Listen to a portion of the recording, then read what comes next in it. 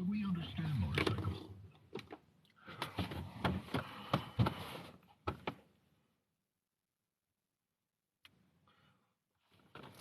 What's happening? What's happening? It's your boy Sounds for the Conscious Mind checking in. You already know what it is when I come across your For You page or your live stop. Check in. Guaranteed you're gonna learn something. You're gonna learn something. We're gonna be talking about etymology. We're gonna be talking about etymology. We're gonna be talking about got a couple of bills and acts and stuff we're gonna thumb through. We really gonna exercise the old mind. Cause we done already talked about and connected all these books and stuff like that. So now we're gonna take what we learned on this platform, all my OGs and in-betweens. We're gonna take what we learned on this platform and we're gonna thumb through these historical facts and these documents and stuff, and we're gonna connect these dots because it's time for everybody to start learning. Then with the etymology part, we gonna dig real deep on how there's a spell on everybody and we're living inside a virtual reality. See, I love when people was talking about the Avatar movie. Everybody's talking about Avatar Blue, but they miss one deep detail about Avatar. It's the virtual reality. You know what I'm saying? And if you on here, you can hop off and do your own research on this, but the etymology of virtual reality is man-made reality, and that goes for believing in their indoctrinations, stuck into the matrix, plugged in. You're inside a man-made reality with man-made laws and a man-made construct. People are literally walking in virtual realities. They don't get ideas from games and technology out the blue. They get ideas for games and technology from reality. You feel me? But they got people thinking virtual, you put the headset on, deeper than that, man. Spirituality, y'all gotta come back home. Come back home, brothers and sisters. Come back home, come back home, come back home. Come back home. See, before they put us against each other, we actually fought with each other, believe it or not. Because even though they came across the Bering Strait, we still communicated. And they told us what was happening with the Huns, Anglo-Saxons. They was being exiled and they ran away. So a lot of our indigenous tribe brothers and sisters took them in. See, they flipped them stories right there. All the Indians took in the black folk. The black folk is the Indians. We took in the Siberians, you feel me? See, the thing about us, quote-unquote, black Americans, quote-unquote, African Americans, we want justice and peace for everybody. So if anybody was to come to us with a problem, we are willing to help you solve it. That's the thing about us. We so loving and so caring, you feel me? And they use that against us. But we gonna dig deep into it, you know what I'm saying? But a long time ago, we was one. We intermarried. We had kids with each other. Those offsprings was born on this land, so they're native to America as well. Nobody's more indigenous American than the next. If you have it in your bloodline, if it's in your veins, your genealogy and shit like that, then you have just as much right to talk about this history, expose the awareness and everything like that, because in this live tonight, I'm about to show all my brothers and sisters across them borders who kind of don't understand. I hope I can reach a few of y'all because I'm going to help y'all understand how we have been fighting this same fight still to this day. But a lot of us forgot the fight that we was in, because when our ancestors wanted to fit in and be civiled, we lost our identity and our way of life. Point blank period. We lost our identity. The moment our ancestors signed up to be a U.S. citizen, our whole identity and everything been stripped, because they agreed to play the virtual reality of his story. You feel me? So it's deep, but we're gonna go ahead and get into it. Let me catch up in the comments real quick. Shout out to everybody who's in here. Shout out to everybody, all my newbies, in-betweens, and OGs. What's happening? Let me go back up real quick. Hey, who was that tried to tap into the live, man? Tap back into the live. We can chop it up real quick before we get deep. What's happening, 51? Brian was good. Rita, glad you could tap in. Kimmy was heading it. 84 was good. Brown Sugar was heading in. Tigers, glad you could tap in.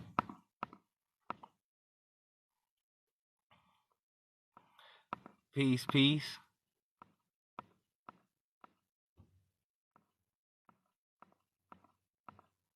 All right. We up in here. So if you got it, roll it. If you got it, pull it. It's Friday. I hope everybody had a good week. You feel me? But I hope you ain't too weak from the week. You feel me? Wordplay. Let's get into it.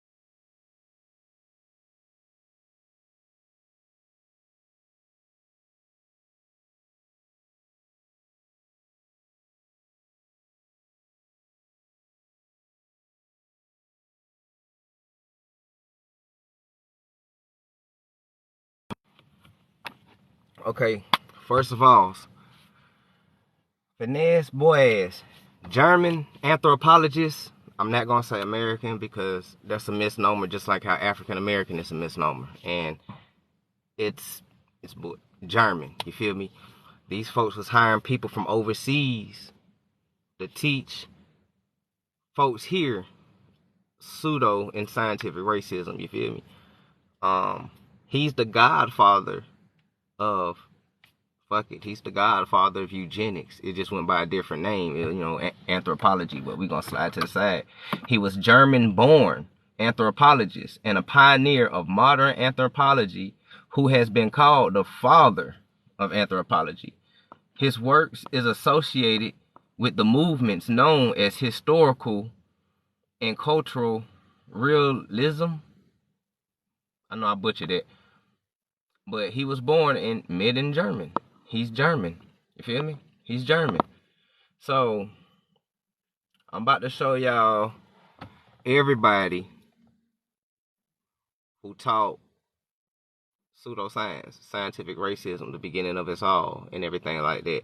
This is where your out of Africa theories start being born. See, if you was really African, you wouldn't need anthropologists to try to figure out who the fuck you are as a Negro. Because they got you from Africa, remember? They got you from Africa, remember? So you don't need anthropologists to try to figure out who's this black population and where they come from. You got us from Africa, right? Okay.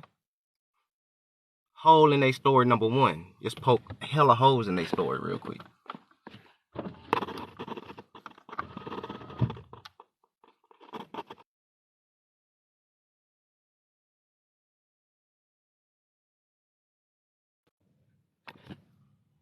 Shout out to Margaret.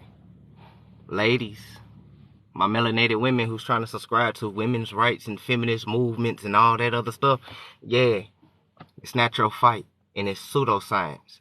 Get away from that. Come back home. Spirituality, baby. You indigenous. But check them out. Margaret Mead was an American cultural anthropologist who featured frequently as an author and speaker in the mass media during the 1960s and 1970s. She earned her bachelor's degree at Barnard College of Columbia University. Feel me? Keep up with me now.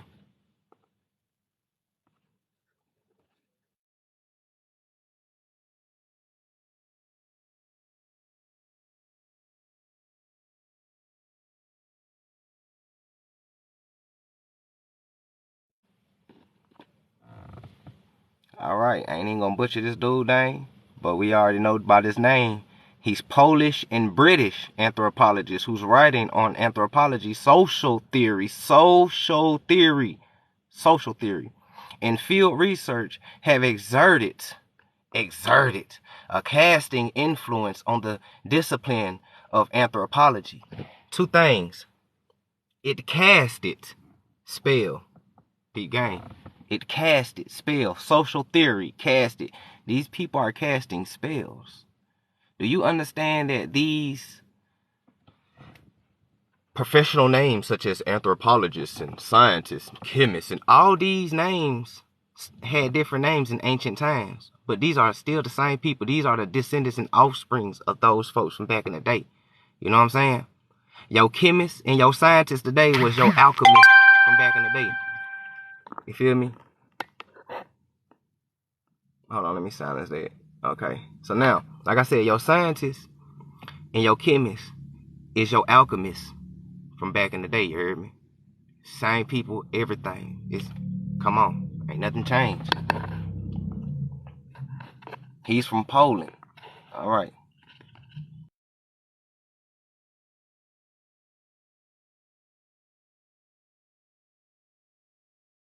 All right, here we go. Let's get into it now. The transportation of the American colonies, execution rates in the Bloody Code, 1675 to 1775, 1 year before 1776. But here's the thing. Transportation is not used in the sense how you were taught, because when you went to indoctrination school, you wasn't taught double talk or politician talk or none of that, you know what I'm saying, or etymology. You was just taught indoctrination way. So transportation is not what you think. Let me show you what they mean by transportation. Remember, words is spells, and these people are alchemists and chemists, and they've been doing this shit for a long time. Peak game.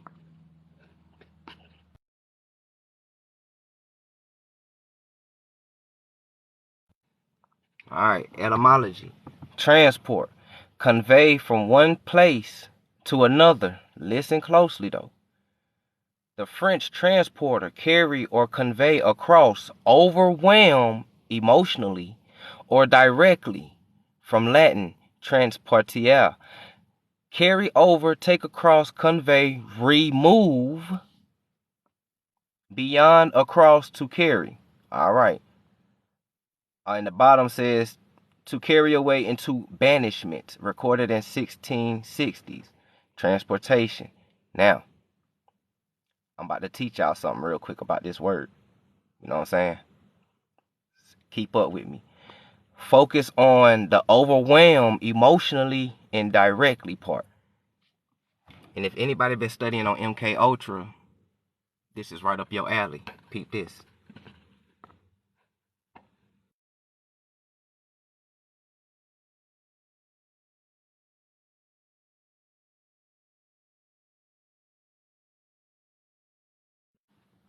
All right, here we go. Another. Transport, the noun, a state of being carried away by overwhelming emotion. Y'all ever watched a movie that just brought you to tears or brought you joy or some shit that just made you mad, like them slave movies they keep showing you? You be like, man, fuck them niggas. They just transported your mind into there. Man, look, man. They just transported you there. You know what I'm saying? Because now you're overwhelming with emotion. Something like a rapture or ecstasy. Rapture wasn't put into the Bible until the 1600s. This is 1660. Y'all keep up with the 1600s, because a lot of shit went on, such as the creation of the letter J. Rapture was added to the Bible. And all right, all these Sephardic Jews and Moors was getting exiled still, coming to South Carolina, North Carolina, Connecticut, Massachusetts, Mexico, West Indies. All that shit was still going on. Keep up with me. So, transportate, to carry away by overwhelming emotion. I gotta put this in here too. Such as the rap music you hear. See, a lot of us went to the club. You went to the club, 3-6 Mafia, come on. Tear the club up. And you, yeah, tear the club. They just transported you overwhelmingly emotion, sweet music. But the music's not sweet no more because the frequency changed. Keep up with me. I'm about to teach y'all something. Keep that in mind. Let's go to another meaning of it. But there's a verb meaning of transport.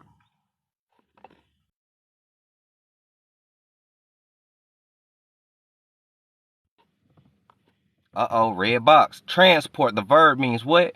Hold, spellbound, enchant, enrapture, and enthrall. Hold on. Hold on, y'all. What's up? Y'all good? Everybody good? Y'all keeping up real quick? I just gotta make sure.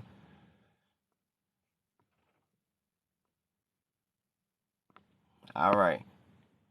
All right, so now, to transport, hold spellbound. So now, let me ask y'all this. If they transporting you with an overwhelmingly of emotions, and it's holding a spellbound, we all still talking about mentally and spiritually here. We ain't talking about physical. You feel me? Because slavery has always been mental. It's been more mental than physical, and a lot of people don't understand it. When we say that the transatlantic slave trade is bullshit and that slave story, all that shit is bullshit, it's bullshit. You want to know why?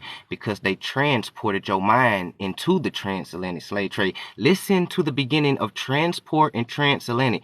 Trans. What is a trans? You ever watched a TV show so good and you just stuck in it?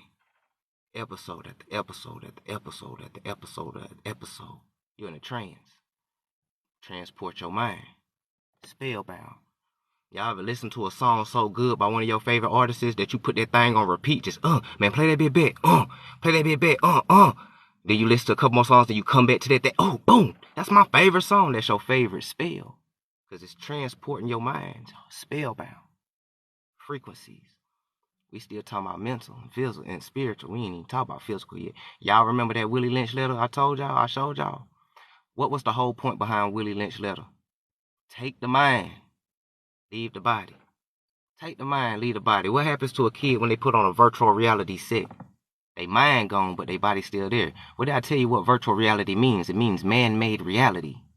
Transport, hold spell. Roots. All these slave movies, they keep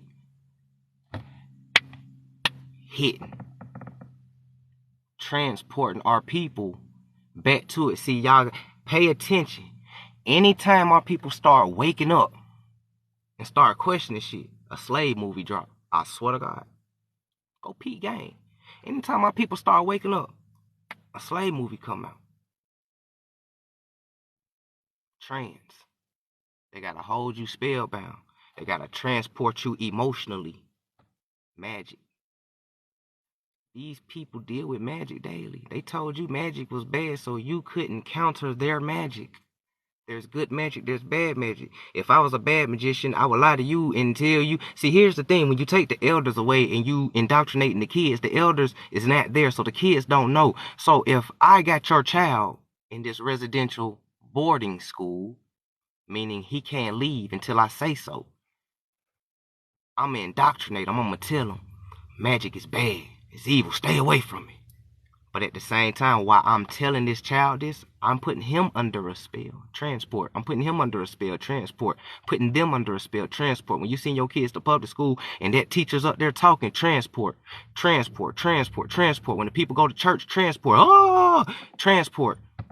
Overwhelming emotions. Oh, spoken tongues. No, you didn't. No, you didn't. You know what I'm saying? No, you didn't. People can't even tell you what tongues is, but tongues is an actual language. You know what I'm saying? It's deep, man. You know what I'm saying? Transport. It's like that. Let's keep going. Follow me down this rabbit hole.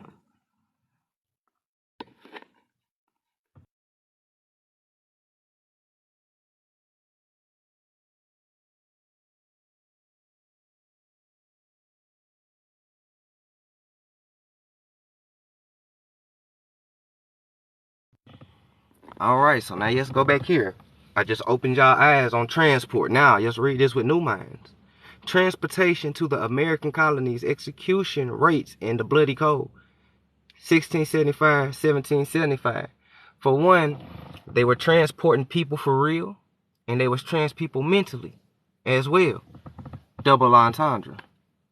You dealing with psychopaths and sociopaths, and these folks thrive on psychology, sociology, anthropology, all this shit. I mean, excuse my language. All this stuff is dealing with the mind. And when I got your mind, I got your soul.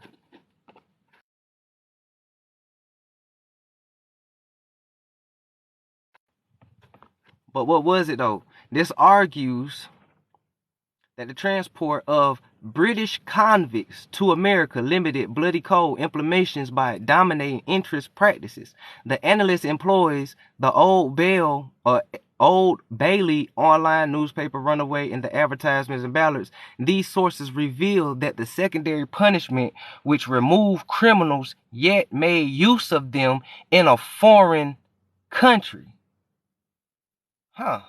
I wonder what foreign country was that if we're talking about British convicts. Keep up with me. Was to limiting executions between 1675 to 1775. That's a long time. How many years is that?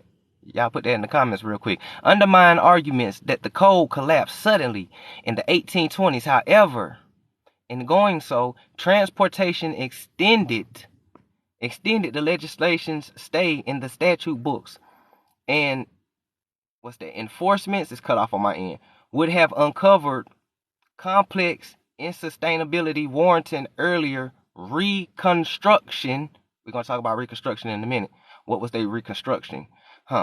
This was exposed after the colonial succession as imprisonment and executions peaked, generating numerous before Australian transportations. So they was transporting British convicts to America and Australia. Let me ask y'all something. Australia, Aborigines look like what? Okay, you go to Australia now. What does Australia look like? Okay, so who are they the descendants and the offsprings of? All right, keep up with me. Peep game. Just keep going.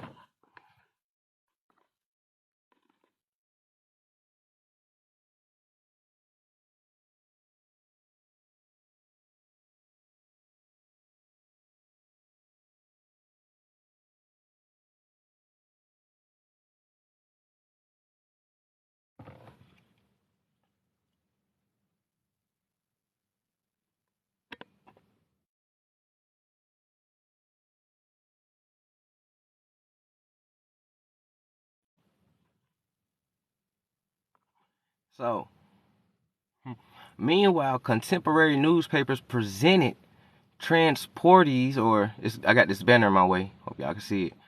Yet the Old Bailey online reveals most were youthful minor offenders possessing useful characteristics. They were kids.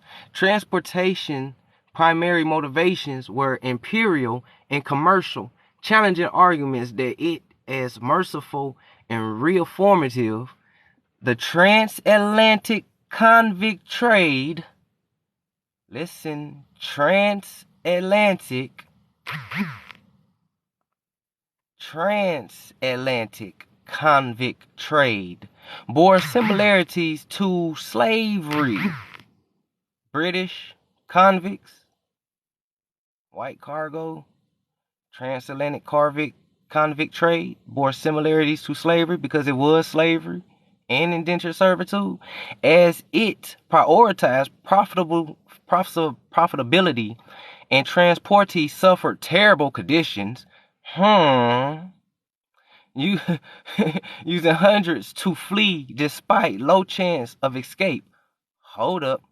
Contemporary perceptions that transportation was an ineffective deterrent and discredited as it assimilation into popular culture shows it was a well-feared punishment. That shit sound a lot like the transatlantic slave trade if you ask me. But I still haven't seen no Africans yet. Just keep it going though.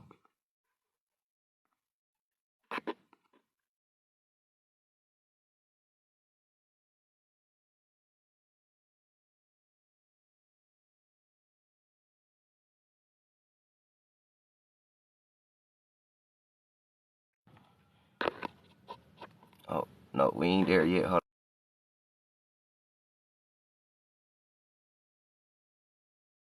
on.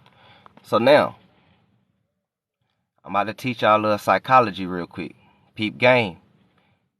And when I teach y'all this, or wake y'all up to this, y'all gonna look at life and movies and music and everything else and the government totally different. And you're gonna look at how we say words and spells totally different because it's gonna fit in. Check this shit out. Transportation theory. I'm about to teach y'all the transportation theory. Oh yeah. We're going back to the mind with this one. We're going back to the mind with this one. Transportation theory.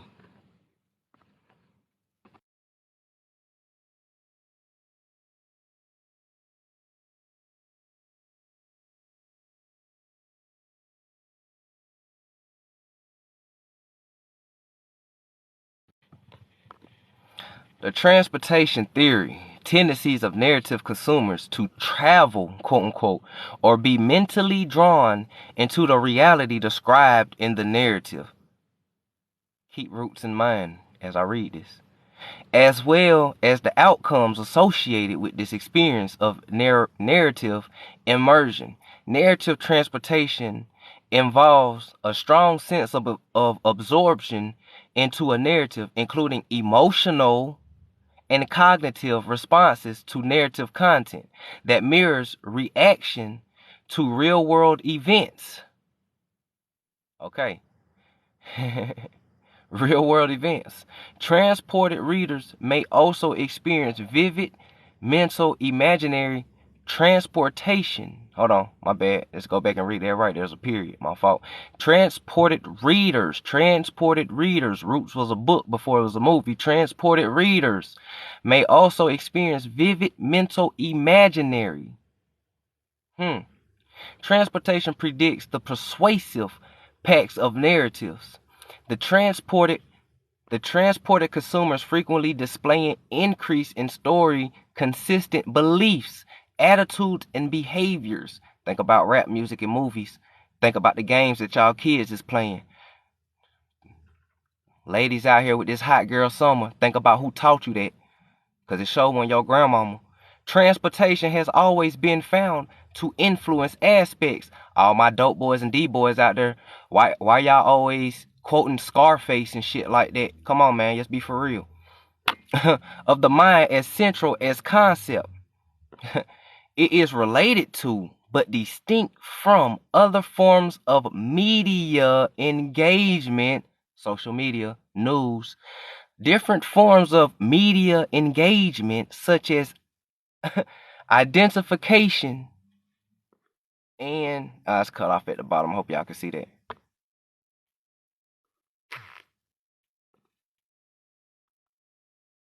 Let's flip the page.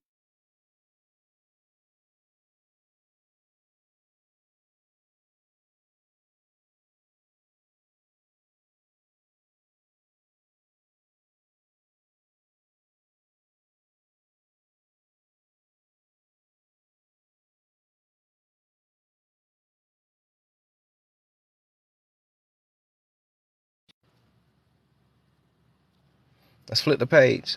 So, the immersion of individuals within narrative content and the subsequent effects of the transportation experience. More recently, many researchers have shown interest in narrative theories due to the impact narrative have on individual beliefs and attitudes. An analogy in the form of a journey to explain the process of transportation. Peep game, we about to explain it. Someone, the traveler, is transported by some means of transportation as a result of performing certain actions. The traveler goes some distance from his or her world of origin, avatar, her world of origin, which makes some aspects of the world of origin inaccessible. The traveler returns to the world of origin somewhat changed by the journey. Flip the page.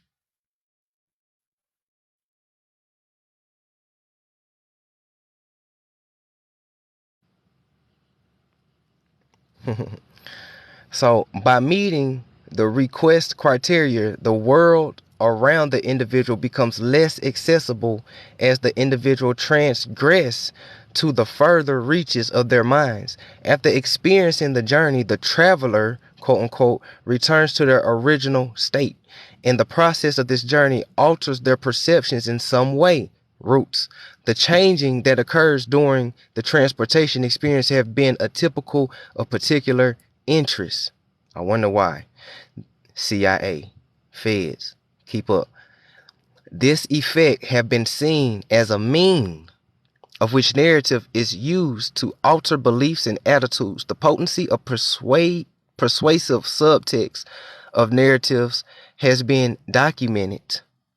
While narrative theory initially examined the psychological effects of immersion in a text-based narrative, attempts are now made to examine the effects of narrative across different mediums. What is a medium? Because we talking about mind and spirituality and stuff like that. What is a medium? Because when we talk about transportation, y'all get it. We not talking about physical. We talking about mental and spiritual. So what they mean by medium? Okay. I'm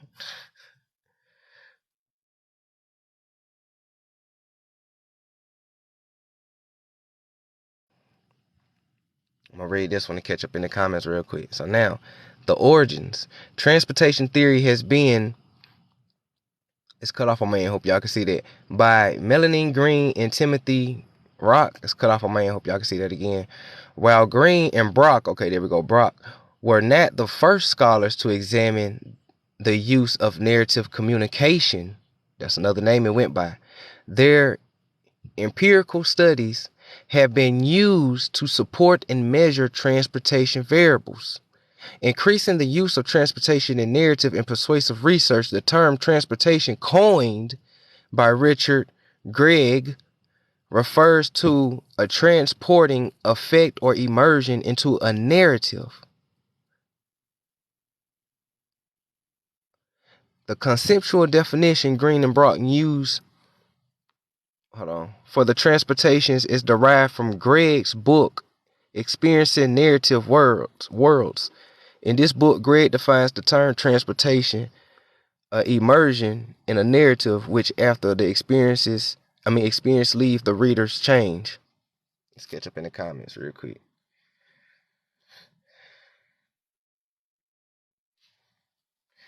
So I say 100 years. Yup.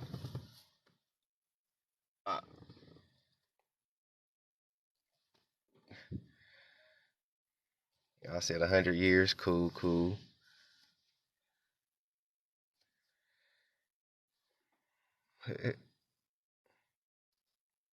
Day. What's happening, Day? Already lit. Oh,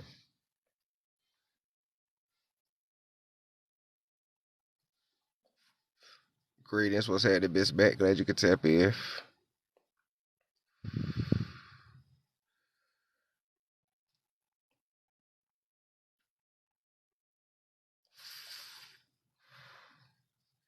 All right.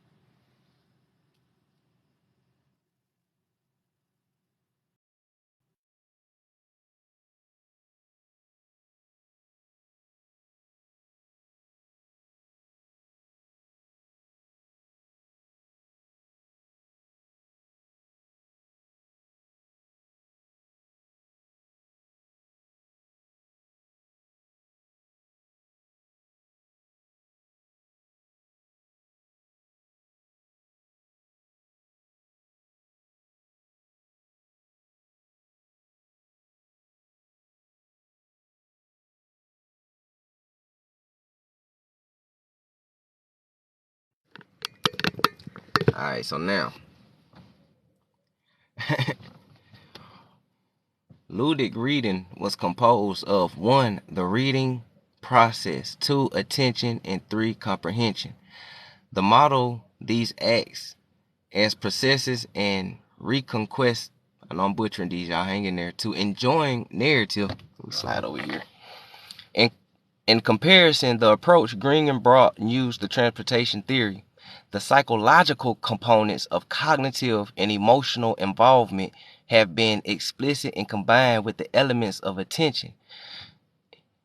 One of the influences of this model was in terms of the consequences of ludic reading, then involving of ludic reading. Nails mode, it's cut off on my end, that there are psychological changes that the individual go through similar to or feeling at the edge of one seat.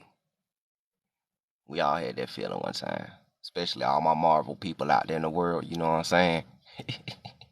Then reading a good book. Similar to transportation, there is also cognitive changes that occur during this process. Stop, pause. Let's talk to my people real quick. Let me talk to y'all real quick.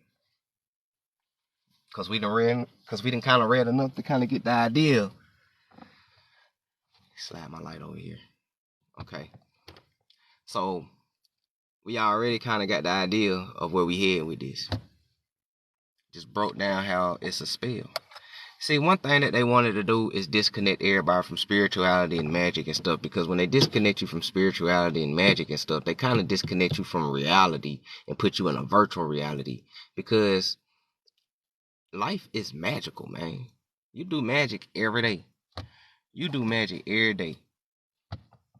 A lot of people do it knowingly, some people do it unknowingly, but so we talking about spell binding.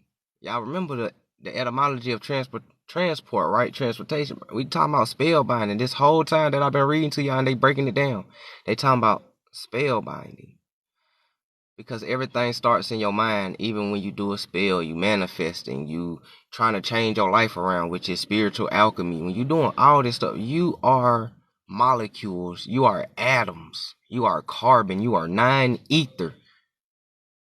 Even your flesh is made of a billion different atoms and molecules. They just densed up to give the ocular illusion of flesh. That's it. And when you cut yourself, you just splitting the energy, and what leaks out the energy is more energy, your plasma, your blood. You feel me? So magic daily, you are magic. And the Most High gave you dominion over this realm, but a lot of people forgot because their minds has been transported somewhere else. They in a virtual reality. A lot of our people's minds is transported in Africa, somewhere in West Africa. No village, but they mind is over there though. You know what I'm saying? That's how you know that they lost, because your mind is all the way in Africa. You don't know what tribe, what east, west, south. You know, you don't know none of that. Your mind just wandering in Africa somewhere, but you know that you from Africa. Okay. Nah, man. My grandma told me a destination, a tribe, a nationality, a reason behind everything. Documents. We found census. We found records. We digging in books. We digging in all these acts and bills and rights and stuff that was passed, man. Like, we really connecting dots. And people is not digging as far as we are. You know what I'm saying? And this whole time, we literally been under a spell. A lot of us woke folks know this in the community, because we say it all the time. But for those in the back who don't know, you under a spell. You in a trance. You ever drive down your city? You look on the block and you just see your people just they walking like a zombie. Just, they don't know where they going. They just wandering the earth. They in a trance. They in a deep trance. They in a sunken place. Come on. You know what I'm saying? All right. Next rant in 30 minutes. We ain't gonna do too much ranting because I got a lot of stuff I want to read to y'all, and we gonna touch on.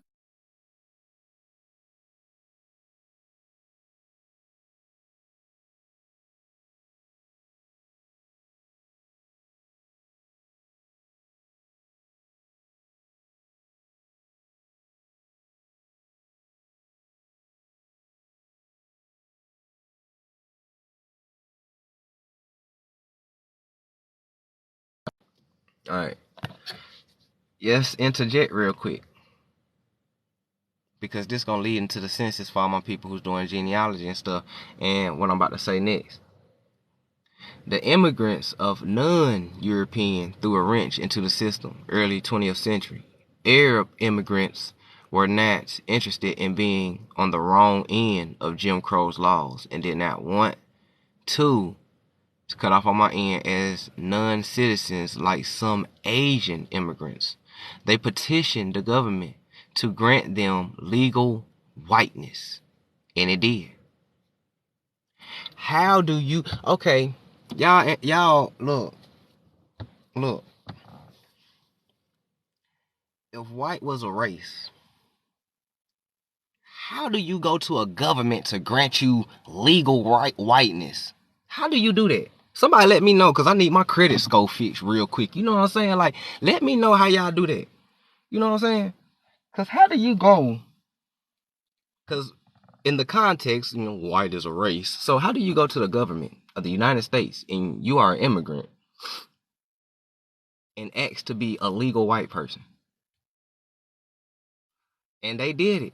So that means if they granted you whiteness, that means that you ain't have to fill out for no green card. You ain't do none of that. You are automatic citizen. You feel me? That's crazy, right? First class citizen at that, because y'all got to remember, white means first class citizen because it's a status. It ain't no race. And I just showed y'all how it's a status and not a race. Real quick, just like that. You ain't have to go into no Black's Law Dictionary, no none of that shit. You know what I'm saying? And what's crazy is I'm operating off Google right now just to show people that Google got the answers. It's a search engine, meaning it search every fucking thing. It's an artificial intelligence. It's hooked up. It's not about what you ask, it's how you ask it. And then you will get your answers. Because a lot of people be asking the wrong questions. Then they only go to page 1 and Wikipedia and all that. Like, man, go to archives.org. You know what I'm saying? Ask questions like, are African immigrants labeled white when they come over here? Ask questions like that. It sound weird, but it's real shit. Ask it and watch what pop up. You're going to get articles like this that says what? They petitioned the government to grant them legal whiteness, and it did. The civil rights movement of the 1960s began to chip away at systematic racism. The Arabic speakers who immigrated to the United States after the 1965 Immigration and Nationality Act, including, it's cut off, we're going to flip the page. I think I got another one on there. I'm not sure, but I just want to get this in real quick. So let me ask y'all this.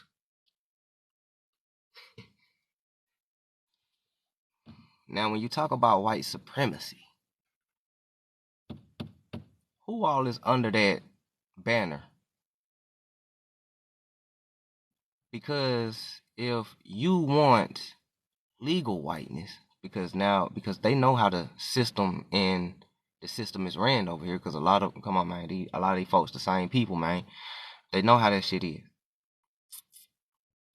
You're going to do everything to protect your legal first class status, right? So you're going to be for supremacy. What is white supremacy and who's all under that banner? Because on the census, white has Middle Eastern. You got some Asians who come over who got white as their status as well. You got North Africans. And what's funny about the North African part is that a lot of Moors come from North Africa. So let me ask you this too. You know what I'm saying? Not saying all of them bad, but I'm willing to bet a lot of them got that white on their status and they contribute to this white supremacy. And they protecting the system, those the gatekeepers. You feel me? Shout out to the Boule. You feel me?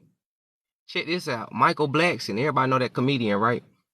Just last year, he just got granted citizenship. He's 48 years old. So that means the whole time he was doing comedy and stand-up in America, this motherfucker was illegal. And then he posted his green card. And guess what? He blurred out his race, quote-unquote, status. I want to know why he blurred it out. Because if you black or you African-American, quote-unquote, you ain't got no, like, come on, man. But you blurred your shit out. And a lot of folks do that. I wonder why. Who's flying under this banner, man? Because this shit go way deep with what people think. And the reason why it go way deep is because the original, quote-unquote, WIGHT people, they've been going extinct for a long time. And everything they do is to save their numbers and population because they know it's on the decline. You know what I'm saying? This why they wilding. I'm talking about this is why they wilding. You feel me?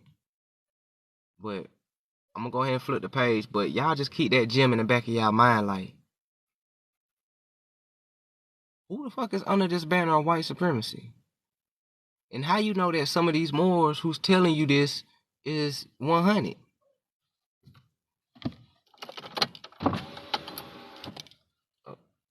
It's 100.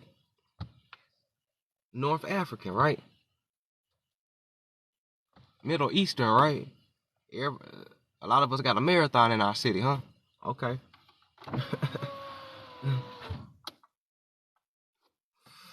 But what I'm getting at is that there's a reason why Washington, D.C.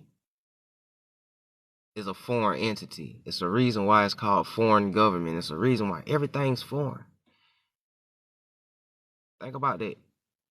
They'll tell Mexicans across the border that they can't come over here and they're aliens and they're immigrants, but they'll turn back around with open arms and let Arabs in, give them over 100,000 K, yeah, and all this type of stuff. All in the name of white supremacy. Y'all peeping game. But it's a lot of Mexican who's flying under this banner too. Think about who they deny at the border and who they let in the border. Think about that. Think about those who helped the Hades who came over and those who was trying to kick us out of Mexico. Think about it.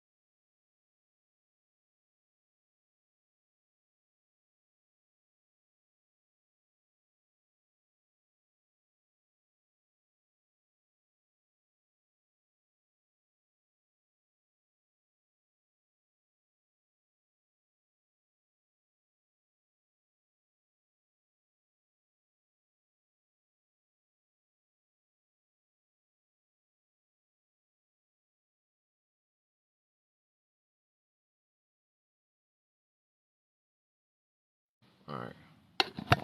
So speaking of bills, shout out we hit 10K likes. I appreciate that, and everybody that's in here, man, for real, for real.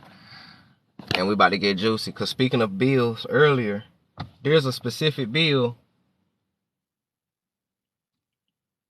that's funny because this bill was written in 1807. Here's another hole. I told you we're gonna be punching holes randomly in their story. Okay, so they killed 12 million African slaves was coming in 1800s and some more was coming. Okay, check this out. Check this bill out right here, 1807. Check this out. We're gonna zoom in.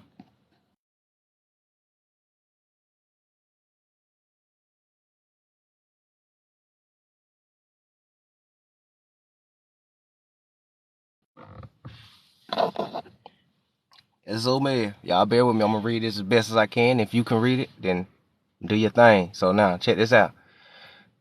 It's called to prohibit the importation of slaves. At this point, if you don't understand that that term slave means not just black folk, then you kind of need to get out this platform, or you can just ask one of us to explain it because it was a business. It's a business. It's a business. They still do slavery and shit still to this day. You know what I'm saying? But let's get into it. So now, I think this was written. I got who it was written, but I'll tell y'all in a minute. So hold on. Let me get it over real quick.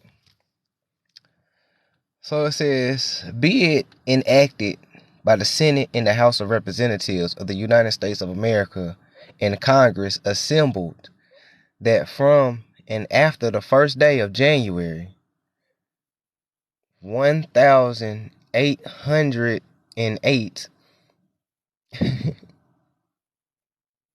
1808. Okay.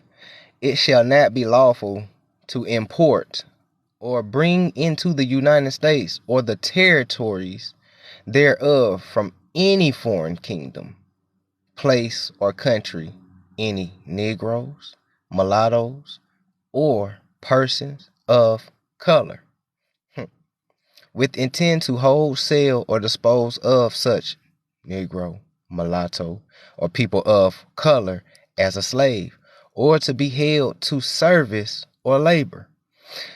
1807. Pretty much can't bring no more slaves in. Can't import them.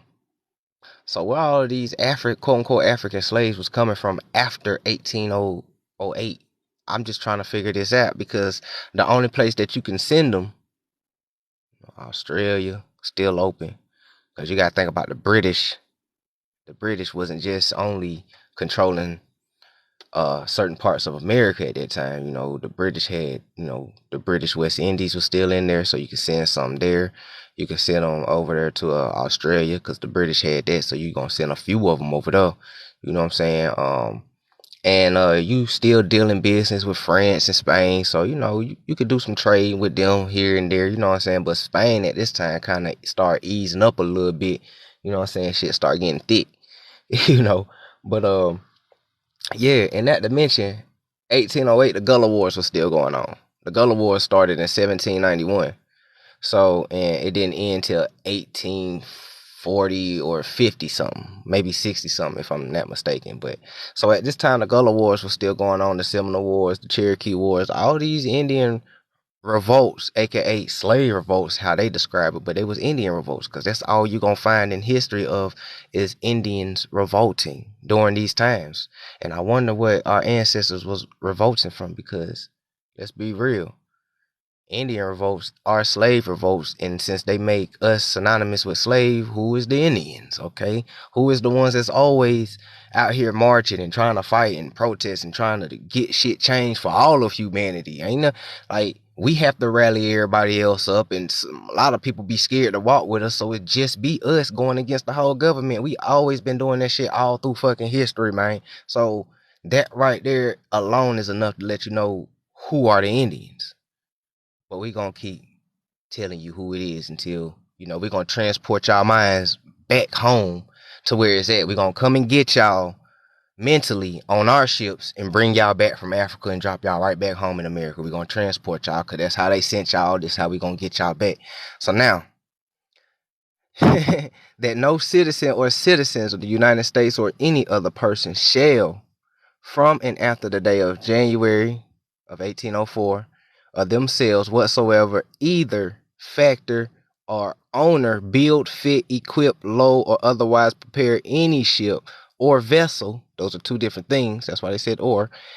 In any port or within that jurisdiction of United States. So here's the thing. When I said that British sent a lot of the exile, the remainder of the exile, Sephardic Jews, Moors, a lot of the Pacific Islanders that they've been shipping and trading back and forth on the east side of things. You know what I'm saying? When I said that they shipped a lot of them to Spain, I'm not talking about old Spain. I'm talking about new Spain, such as Mexico. Ah, yeah. Here we go. Connect these dots, right? Punched another hole in them. Majority of the African slaves went to Mexico. That's why there's not that many in North America because they all went to Central and South and West Indies of America. A lot of us in the North American plains are more pure, and you're labeled wild Indians for a reason. All right, let's keep up. We still freed everybody.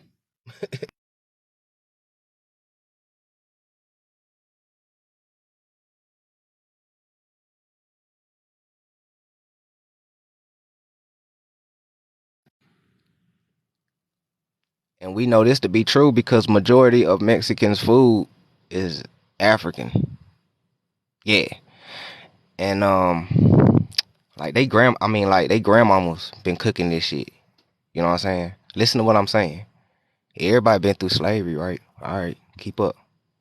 They grandmamas cook this shit. Do your grandmama cook this? I'm just being 100. Like, we gonna really talk about this shit. Like, do your grandmama cook any of these things? Any of these dishes? Hell no, your grandmama cook soul food, man.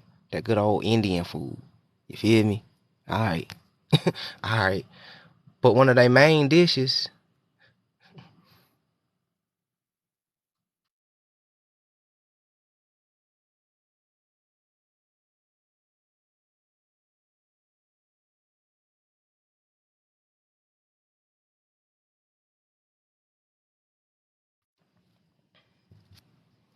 in Puerto Rico, it's called mogo mogo. And it's the same dish as Mexico because where the majority of the African slaves went. But these not just any old Africans though. You know what I'm saying? We know that's cold word. We know these was Moors. So where did a lot of these Moors go? So now when we say that Mexico have a lot of children of Israel in those grounds, they do. They was coming back home because Deuteronomy is told backwards because your mind's transported backwards because the transatlantic slave trade transport you from Africa to America when in reality it was from America to Africa, Deuteronomy, and then the children will come back, and a lot of them came back, and where did they landed? South America, West Indies, Central America. Okay, because a lot of us in North America never left. This set of children of Israel, quote unquote, have always been here in the homeland. That's what makes them mad. This is why we are the ones that can influence the world the most. This is why we the ones that's waking up every damn body the most and shit like that. You know what I'm saying? Because we ain't never left. We know what's up. We just gotta tap back into that DNA that's lying into us. This is why we read a lot of books, because words and spells is information, is energy. Your DNA is the same thing. So when you read something, it sparks in your brain for a reason, because you just open up one of these old ass hardware memories that was lying dormant in your brain, your DNA activation. It's funny how that work, right? Mogo mogo is fufu. It's fufu. They'll tell you it's fufu. Africans will tell you it's fufu. Now, my grandmama ain't never cooked this. I'm just being 100. It's probably good. Don't know. I'm not knocking nobody culture, no none of that. But I'm just trying to correlate how they call you African, but your grandmama never cooked this. But they're rejecting their African roots, and they grandmamas cook this. Something ain't sitting right here. I'm just being real. Okay.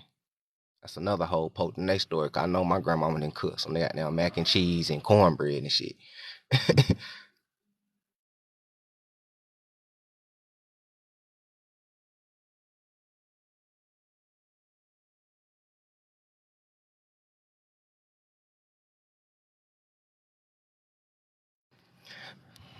All right, that was a nice intermission. Let's get back to transportation. Let's get back to it. Now, the consequences of transporting. Now, we're going to talk about the consequences of transporting to people's mind. Now, when I tell you this and we read this, go outside tomorrow. Look at our people. Look at Mexican people, because, we're the same people kindly. Some of us just mixed a little more, but, you still my brother. Still my sister. Ain't shit changed. Still got that indigenous blood. I'm not gonna take that away from you. We ain't gonna be like y'all. We ain't gonna take y'all indigenous heritage away from y'all or oppress it. A lot of y'all got American Indian blood in y'all. We ain't gonna deny that. Just like a lot of us do. But y'all try to deny that. That's the difference. But we're gonna keep going. So now Green and Brock list 3 consequences of being transported into a narrative world.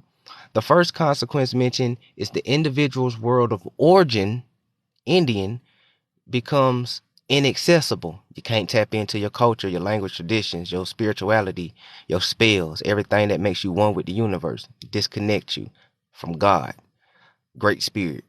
Yeah.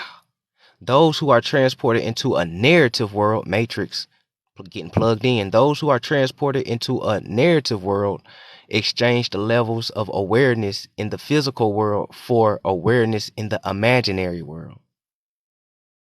Matrix, plugged in. Uh-oh. Make you want to go watch that movie again now, huh? After we read this. All right. There are two levels. In which this occur.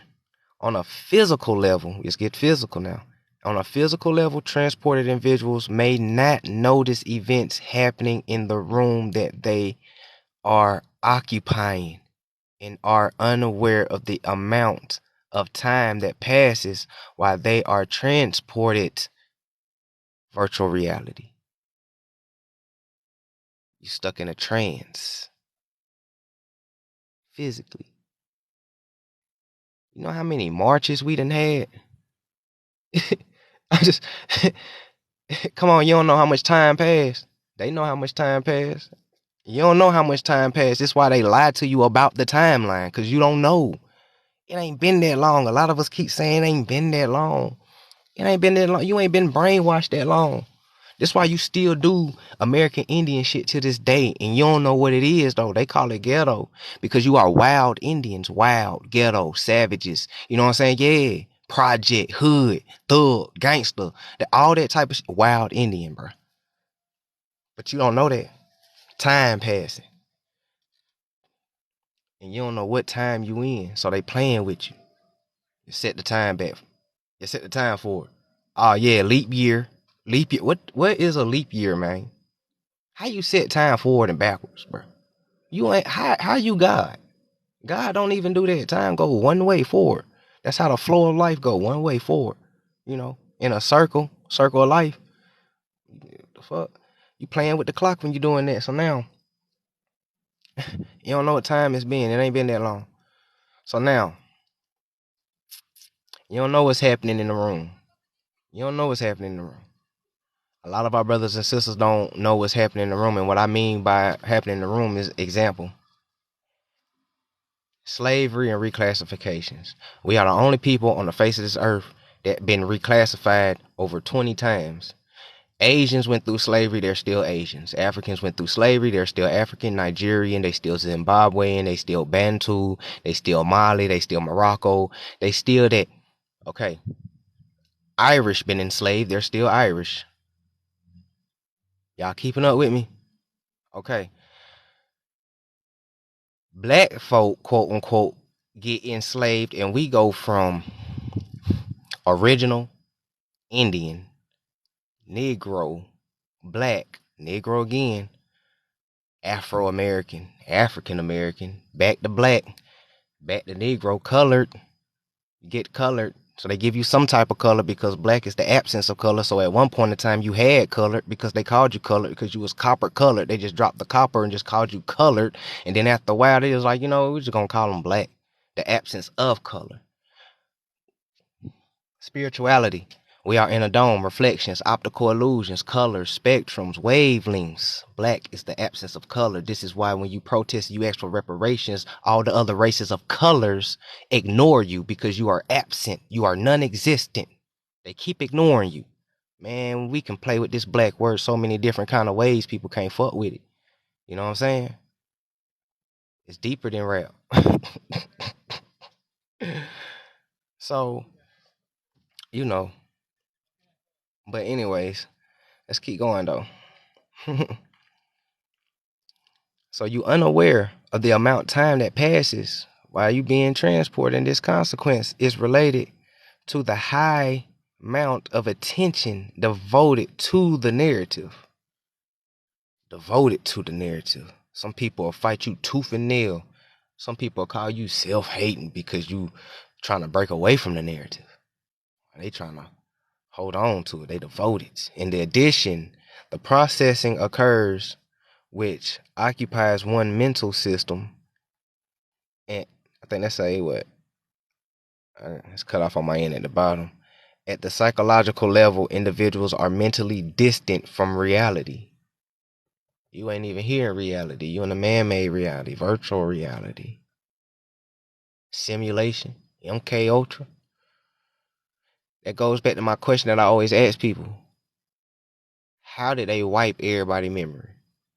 We knew who we was all the way up through Jim Crow. That was the reason why they was killing us and burning us, because, you know, black codes and all that other type of stuff that was going on. You couldn't do it. So, how you erase people's memory from See, what my grandmama was born 1940s. She knew who she was in 1940s. How do you erase people's mind from 1970 to 2022? That's crazy, right? Told you it ain't been that long. You ain't been brainwashed that long. You ain't been brainwashed that long. This game is fairly new. This is a social experiment. They've been experiment. They always experiment on you. That's another hole in their story. This how you know you're another Indian. Who are the only ones that been experimenting on these soils? Come on, man. Tuskegee experiment. Come on, man. Like AIDS in the neighborhoods and shit like that. Like always been experimenting on social experiment, guns in the alleys, drugs mysteriously popping up in the alleys. Regular old dudes in the neighborhood mysteriously became chemists overnight and learned how to turn soft into hard just overnight. Just you niggas is chemists. Some of the niggas who dropped out in third grade just all of a sudden know how to play with molecules and shit and turn soft to hard. Come on, bro. Conspiracy. We already know what's up with that. Social experiment. Shit crazy. We gonna flip the page on that though. Let me catch up in the comments. I see y'all.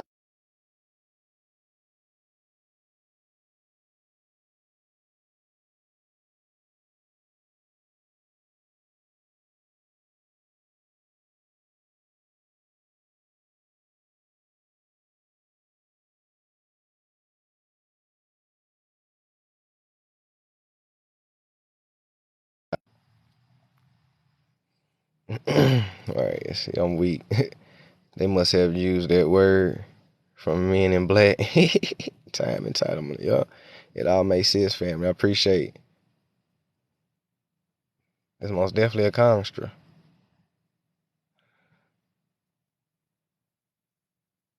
Rice and beans. I'm saying in 84. You already feel me.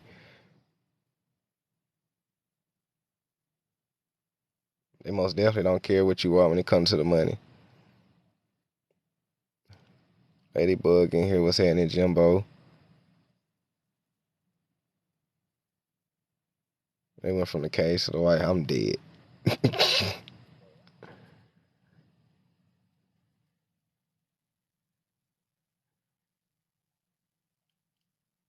Thinking the earth is a globe. Yep. That's part of transportation too. A lot of this stuff is when they disconnected us from source. Yep.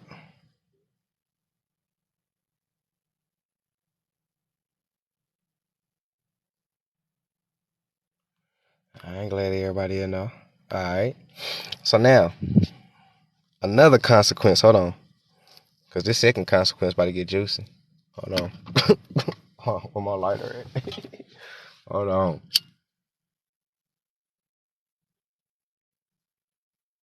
hmm So another consequence is the strong emotions and motivation which individuals experience during transportation. Once transported into a narrative, individuals share emotions and motivation with the protagonist. Now, do the media only showing horrible stuff make sense? Do it make sense? Y'all know a lot of foreign people, even immigrants and Africans and everybody that come into this country. The reason why they look at you so negative is because their media is showing nothing but BET movies of gang violence and all that other stuff. And every time they report us overseas, there's always some drug and gang violence. They always do that, but they don't never show folks overseas our accomplishments. I'm telling you, go ask these new Africans over here how many black inventors you know. They're gonna laugh at you because they don't know. They're not being shown the good side of stuff. They only being shown the wild, indoctrinated trend. You know what I'm saying? But that's how they want to play it though. Divide and conquer for one. For two, a lot of them African countries don't even fuck with you for real, because a lot of them mad because a lot of us is claiming a culture that ain't even ours. Well, I'm telling you, I'm gonna start recording the Africans in my barbershop, bro. They be calling us culture vultures and shit because they know that you American Indians, bro. They will tell you. And then, but when they tell you, a lot of people get offensive. You ain't African, nigga. What the fuck you mean? No, nigga. Listen to what he's saying. Take your emotions, cause you already been transported. Take your emotions out of it. So partly disconnect from the matrix and listen to what this man's saying, and then it all start making sense. You know what I'm saying? So now you start to share emotions and motivation with the protagonist. This is why you got to be careful of the music you listening to. You ever listen to a song so damn good, like you ain't never been through what that artist been through, but it's so good. You like, damn, bro, I feel that nigga, man. Woo, woo, yeah, yeah, emotions. You know what I'm saying? When Jeezy came out, trap or die, nigga, everybody out became trap or dying because emotions and motivation. The motivation was broke folks in the hood wanted money. The emotion was feeling broke, and niggas was already in a trap, which is the hood. Boom. There you go. Transportation. It transported everybody to be drug dealers, and it transported them into the prisons. That's how they do it. Everything starts with the mind and spirit, and then it manifests into the physical. This is why they want your mind. Your mind is the strongest thing on the face of this earth. It's the strongest muscle, man. It's stronger than a supercomputer, man. They know this. They know this shit. You know, they built the computer off your brain. That lets you know. You just gotta unlock it and tap in. So now, oh, and one more thing for my sisters out there. They do this with y'all too. When it comes to this gender battles that's going on, which I hate so much, but they doing this too. Shout out to Tyler Perry, because all he make is mad black woman movies and shit like that, which transport our sisters into that state. Yeah, it does. And then on the other hand of the movies, you got shit like the Players Club for the niggas, and what's that Bill Bellamy movie, How to Be a Player, and all that type of shit on the dudes end, which is transporting them. Now everybody want to be a player, everybody want to be a pimp, everybody think that they like. Come on, man, get your mind back, cause at the core, in your original self, it ain't none of this shit that's in the Matrix. Anyway, let's keep going. In his book discusses transported individuals desire for protagonists to have favorable outcomes during unhappy endings. Transported readers considers alternative events that could have led to a desired outcome. You know what I'm saying? Everybody that went to the movies, seen the outcome of a movie, and you be like, man, if they would have did this shit, boy, that outcome would have been, yeah, you just been transported. Okay. We all done been there. It's okay. You know what I'm saying? But this is how it works. Everyday life, and people don't know it.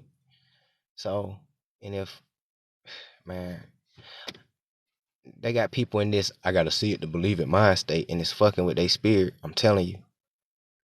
You gotta believe it first, and then you'll see it. They got you going backwards. An additional consequence of transportation is alteration at the, hold on, I gotta slide up, at the individual level. In transportation theories, seminal works, Green and Broad detail a shift in views towards conclusions that could be drawn for the narrative text. In this experiment, participants read a short narrative titled, what's that? Under the Mall? Murder the Mall? It's cut off on my end. I hope y'all can see it. It was a short story about students witnessing a child brutally killed. Okay, so Murder at the Mall. It was a short story about a student witnessing a child brutally killed by, we're going to flip the page.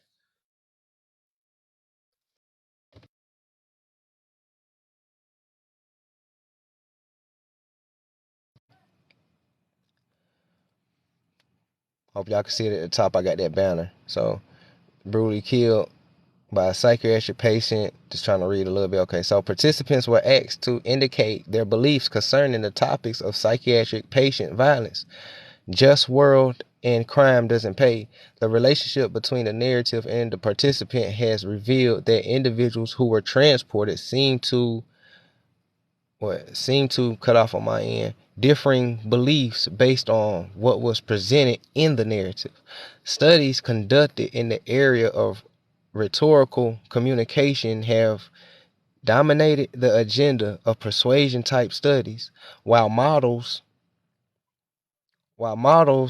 following the quote unquote magic bullet, that's an odd choice of words,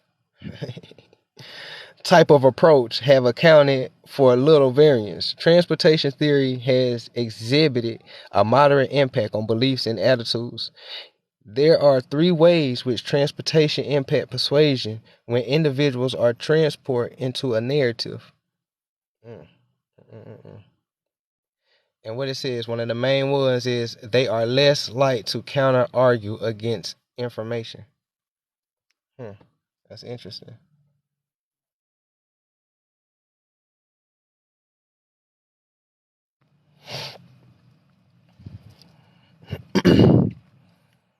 Let's say, have accounted for little variance. Transportation theory has exhibited a moderate impact on beliefs and attitudes. Here are three ways which transportation impacts persuasion. When individuals are transported into a narrative, they are less likely to counter argue against information presented. Gilbert suggests two reasons individuals may not attempt to correct themselves: ability and motivation. Green asserts that due to the level of cognitive capacity individuals utilize to process a narrative, they are less able to counter argue against information and the points of view presented. Individuals are also less motivated to counter argue during a narrative because constant interruptions would, and it's cut off. Y'all know I gotta flip the page real quick.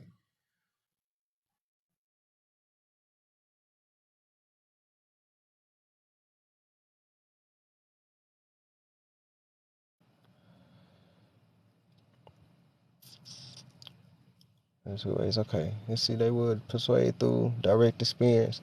Experience affects beliefs and attitudes in two ways. Okay, as an individual is transported into a narrative where the experiences of the protagonists are shared by the individuals.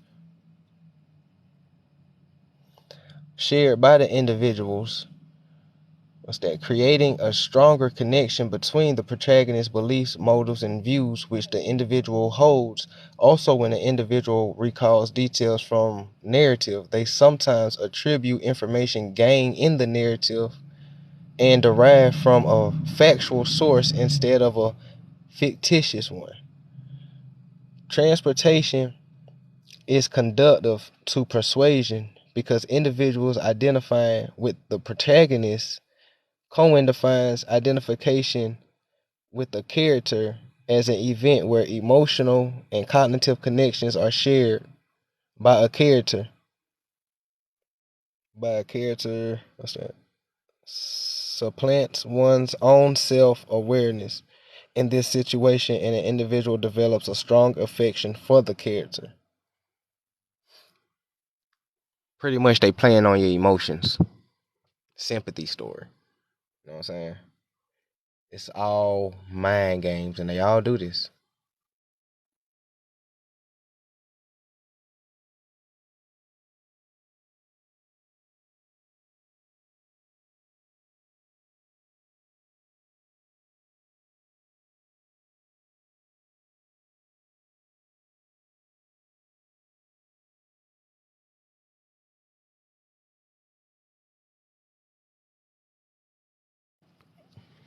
All right, so let's get back to this real quick. Remember this guy?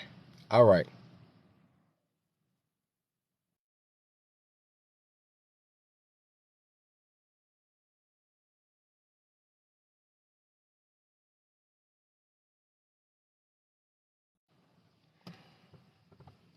Believe it or not, him and W.E.B. Du Bois was cool. Uh-oh. Like we got another Marcus Garvey on our hands. Man, W, I was pulling for you last year, bro, until I stumbled across these gems. Shout out to Dane Calloway and Kui Mayo. You know what I'm saying? This book right here, though, man, look, y'all better screenshot that, download that PDF, read that thing, man. Boy, look, a lot of you don't make it in his story till old age if you're telling the truth on a large scale, like Booker T. Washington. You got a school named after you. Come on, man. P. Gang now. Martin Luther King ain't even got no school named after him yet. You know what I'm saying? Like, it's a lot of people who fought for our people and actually died blood, sweat, and tears. They ain't got that one school, no street name, no nothing after them. But you know what I'm saying? You get like Booker T. Washington, you got W.E.B. Du Bois, folks is hung up on Marcus Garvey, even though he was kicking it with Walter Plecker.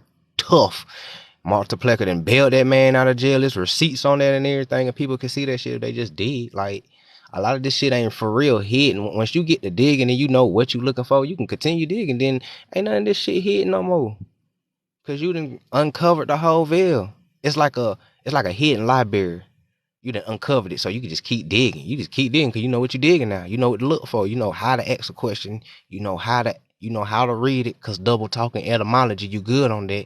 You know the gematria and the spirituality aspects and stuff. Man, you on point for research. Get into it. You know what I'm saying? So you got Garvey kicking it, Walter Plecker, he's kicking it with, and Walter Plecker was part of the Anglo-American Society. You know what I'm saying? We already know what's up with the Anglo. They still here. Then you got W.E.B. Du Bois kicking it with Franz Boas, the grandfather of where everybody got eugenics from. I wonder what he learned from that man. Who told you that you was African? Who told you was African? People who used to kick it with your enemy? Come on, man. That all skin folk, your kin folk. Like I said, I don't need 100% of melanated people. You can give me a solid 13 to 33%. Those two are magic numbers. You feel me?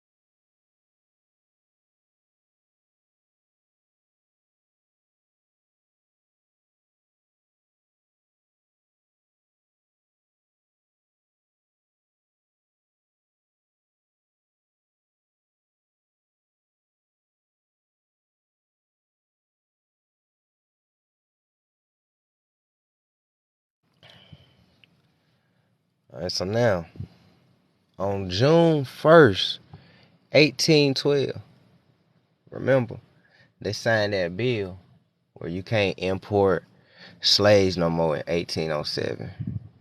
British got mad. You know what I'm saying?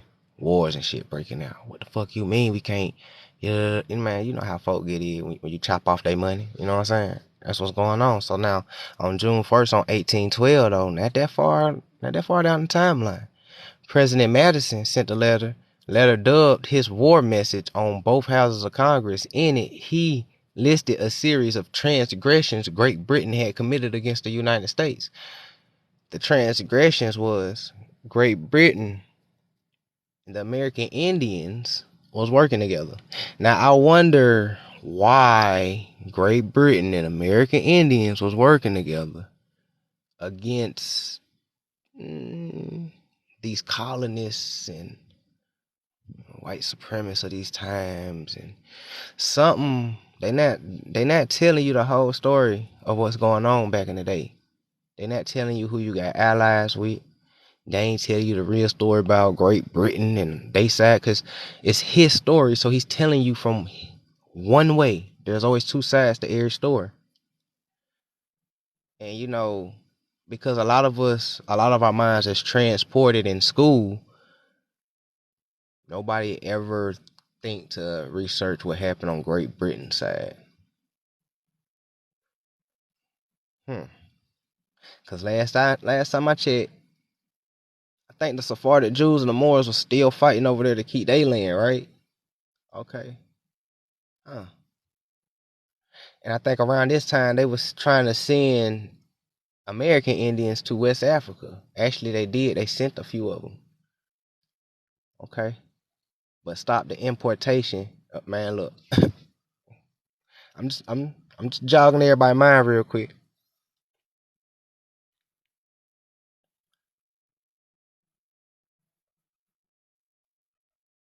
Right. They wasn't even indigenous here. That's why I believe it was easy for them to be traders. Uh huh.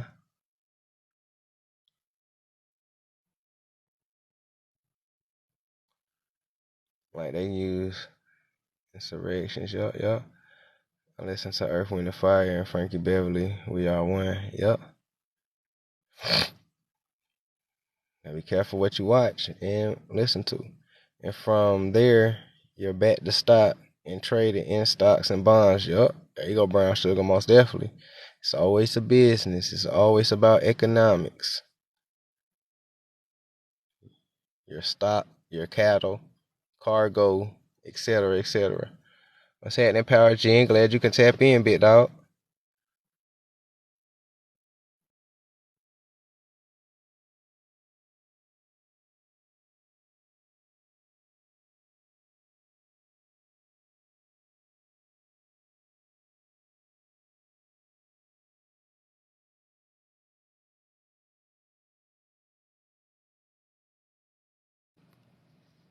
All right, because the Native and British alliance was a mutually beneficial alliance that would be formed during the mid 18th century, but would not survive the War of 1812.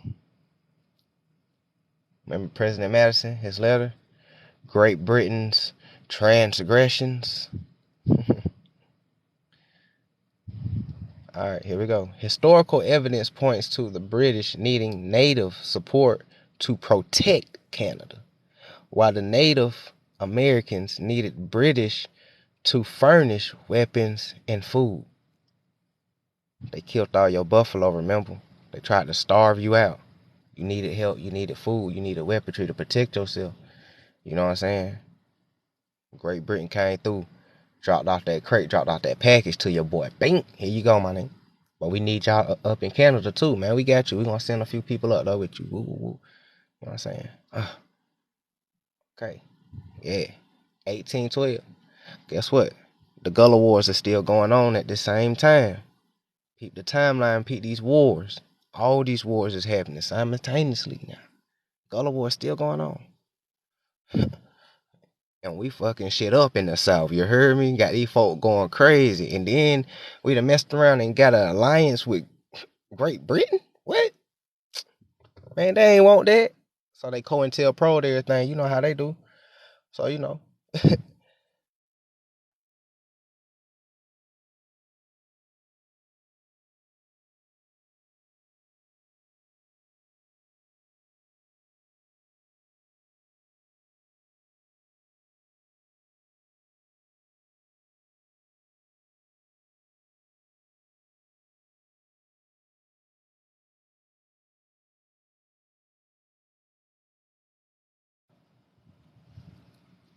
And when I mean Britain alliance, I mean like Great Britain and Native alliance. You know what I'm saying? Hope y'all can see it on y'all end. You know what I'm saying? It's a little big on mine. But you know what I'm saying? Like alliance. Hmm. Kind of making sense, huh? Okay.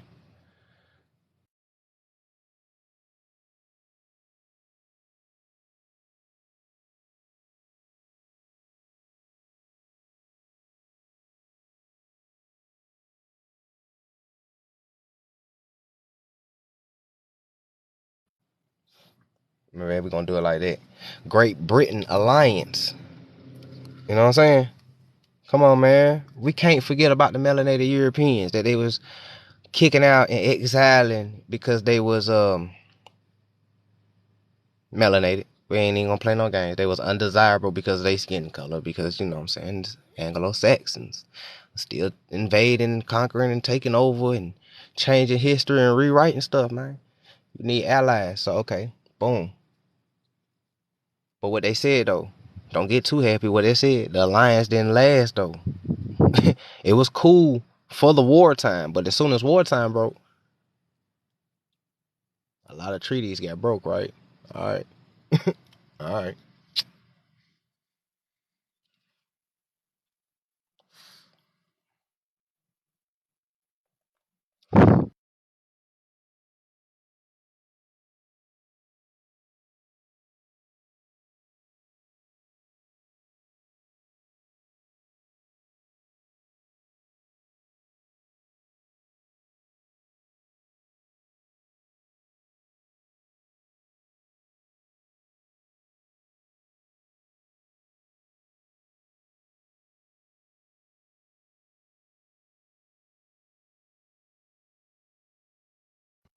All right.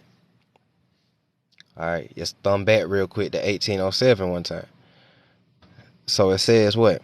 The high seas and the provisions of this act to be proceeded against according to law, and the captain, master, and commander of every such ship and vessel so found and seized shall be deemed guilty of a high misdemeanor, and shall be liable to be prosecuted before any court of the United States having jurisdiction thereof, and being thereof convicted, shall be fined not exceeding $10,000. That's a lot in 1807, man. You know what I'm saying? And be in prison not less than 2 years, and not exceeding 4. So you probably gonna do about 3. You know what I'm saying? Maybe 4 at the most. And the proceeds of all ships, listen, proceeds of all ships. What are we talking about? The first beginning of the page, we talking about Negroes, mulattoes, and other persons of colors that they've been grabbing and stuff like that. So you know what I'm saying? So now, and the proceeds of all ships and vessels, their tackle, apparel, furniture, and the goods, people, and effects on board of them, which shall be seized, persecuted, and condemned, and shall be divided equally between the United States and the officers and men. It's 1807. There's people that's still being enslaved at this time, but they're not importing stuff. So the only time that they can import if they seized your ship and they got the people, and they divided it equally among the colonies. Okay, it's 1807 though. What kind of ships are they in? We already know that they had cell phones before cell phones even happened. We know about this technology and stuff like that. You know what I'm saying? So what kind of boats did they have? What are they not showing you? But you know, we're gonna keep it moving though. Let's get back to it.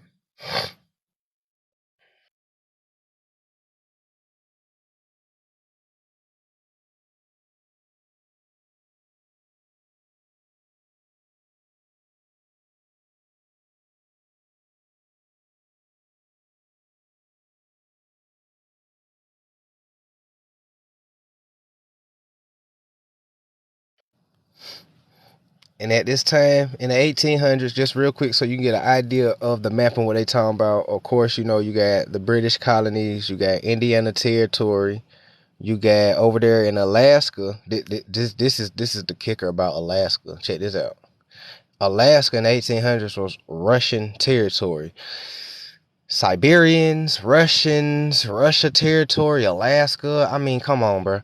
So now, you know, up Washington, you got unclaimed territory. Then you got the Viceroyalty of New Spain, aka Louisiana Purchase. And then you got the colony of Louisiana. See, look, man. And then you got West Florida, East Florida, and all that type of stuff. So if you want to go ahead and screenshot that, why I work my magic over here.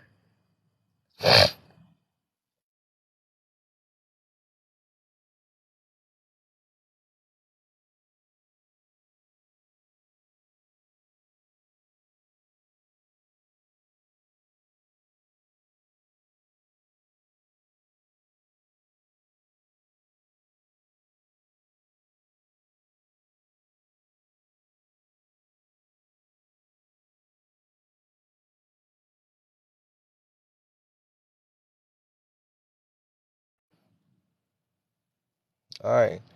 So real quick, a history lesson because they don't teach this in school because of what's in it. So the War of 1812, real quick, the end of an uncommon alliance. Real quick, we ain't gonna spend too much time on this, just real quick.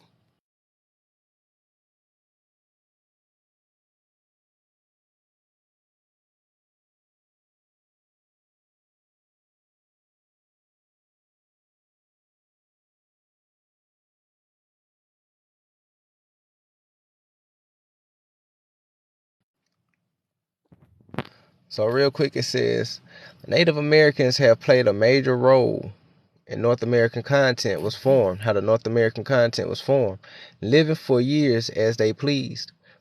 So now, they tried to carry on with their traditional way of life, but it was becoming increasingly difficult. They would be forced to adapt and partner with these newcomers to survive. The British Native American Alliance was formed during the 18th century and remained strong until the Treaty of Ghent, the treaty that ended the War of 1812. It played a major role in shaping the way North America looks today. Today, right now. The Native Americans, quote unquote, would adapt to the changing world by trading. The lucrative fur trade was a major economic drive force in North America, such as cotton too. The French and British would compete for Native American support during the French and Indian War. The Native and British alliance was a mutually beneficial alliance that would be formed during the mid 18th century but could not survive the War of 1812. Historical events point to the British needing native support to protect Canada, while the Native Americans needed Britain to furnish weapons and food. The alliance worked well during the French and Indian War. In the Revolutionary War, Confederate Indians, peep game, but crumbled with the Treaty of Grant. Why alliance that been going through so long, having each other back for so long, which we never knew this, but these folk were cool through all these wars, and all of a sudden in 1812, shit hit the fan. I wonder what happened.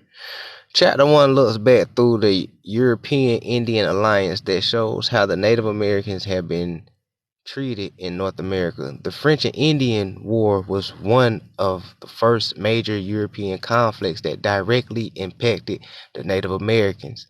Current historiography focuses much of their efforts on the British on American side of the 1812.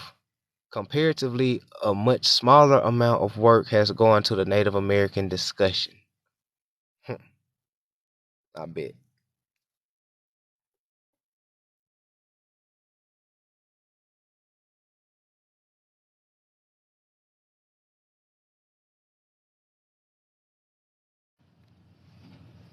So the agenda to provide a buffer zone between British Canada and the United States. The Native Americans were again left out of peace treaties and alliance with Britain is effectively of. The conclusion offers a brief analysis of how the Native Americans were treated after the Treaty of Ghent. With the British Native American alliance not unnecessarily anymore, the Native Americans were pushed onto reservations in Canada and the United States. The ability to what's that? It's cut off on my end. Their homelands has now been gone. The United States and Britain will continue their push westward to the Pacific Ocean with little regard for the Native Americans in their path. And the War of 1812 was the last chance for the Native Americans to establish their lands and stem the tide's westward expansion. They needed help through and world events would force Great Britain to abandon her allies at the negotiation table. Whew, let me catch up in the comments. Let's take a breather real quick. Interesting. What's happening, Shell? Glad you could tap in. What's up? Hidden gems. So yeah, that's it. If this history repeats itself, it is over. Most definitely.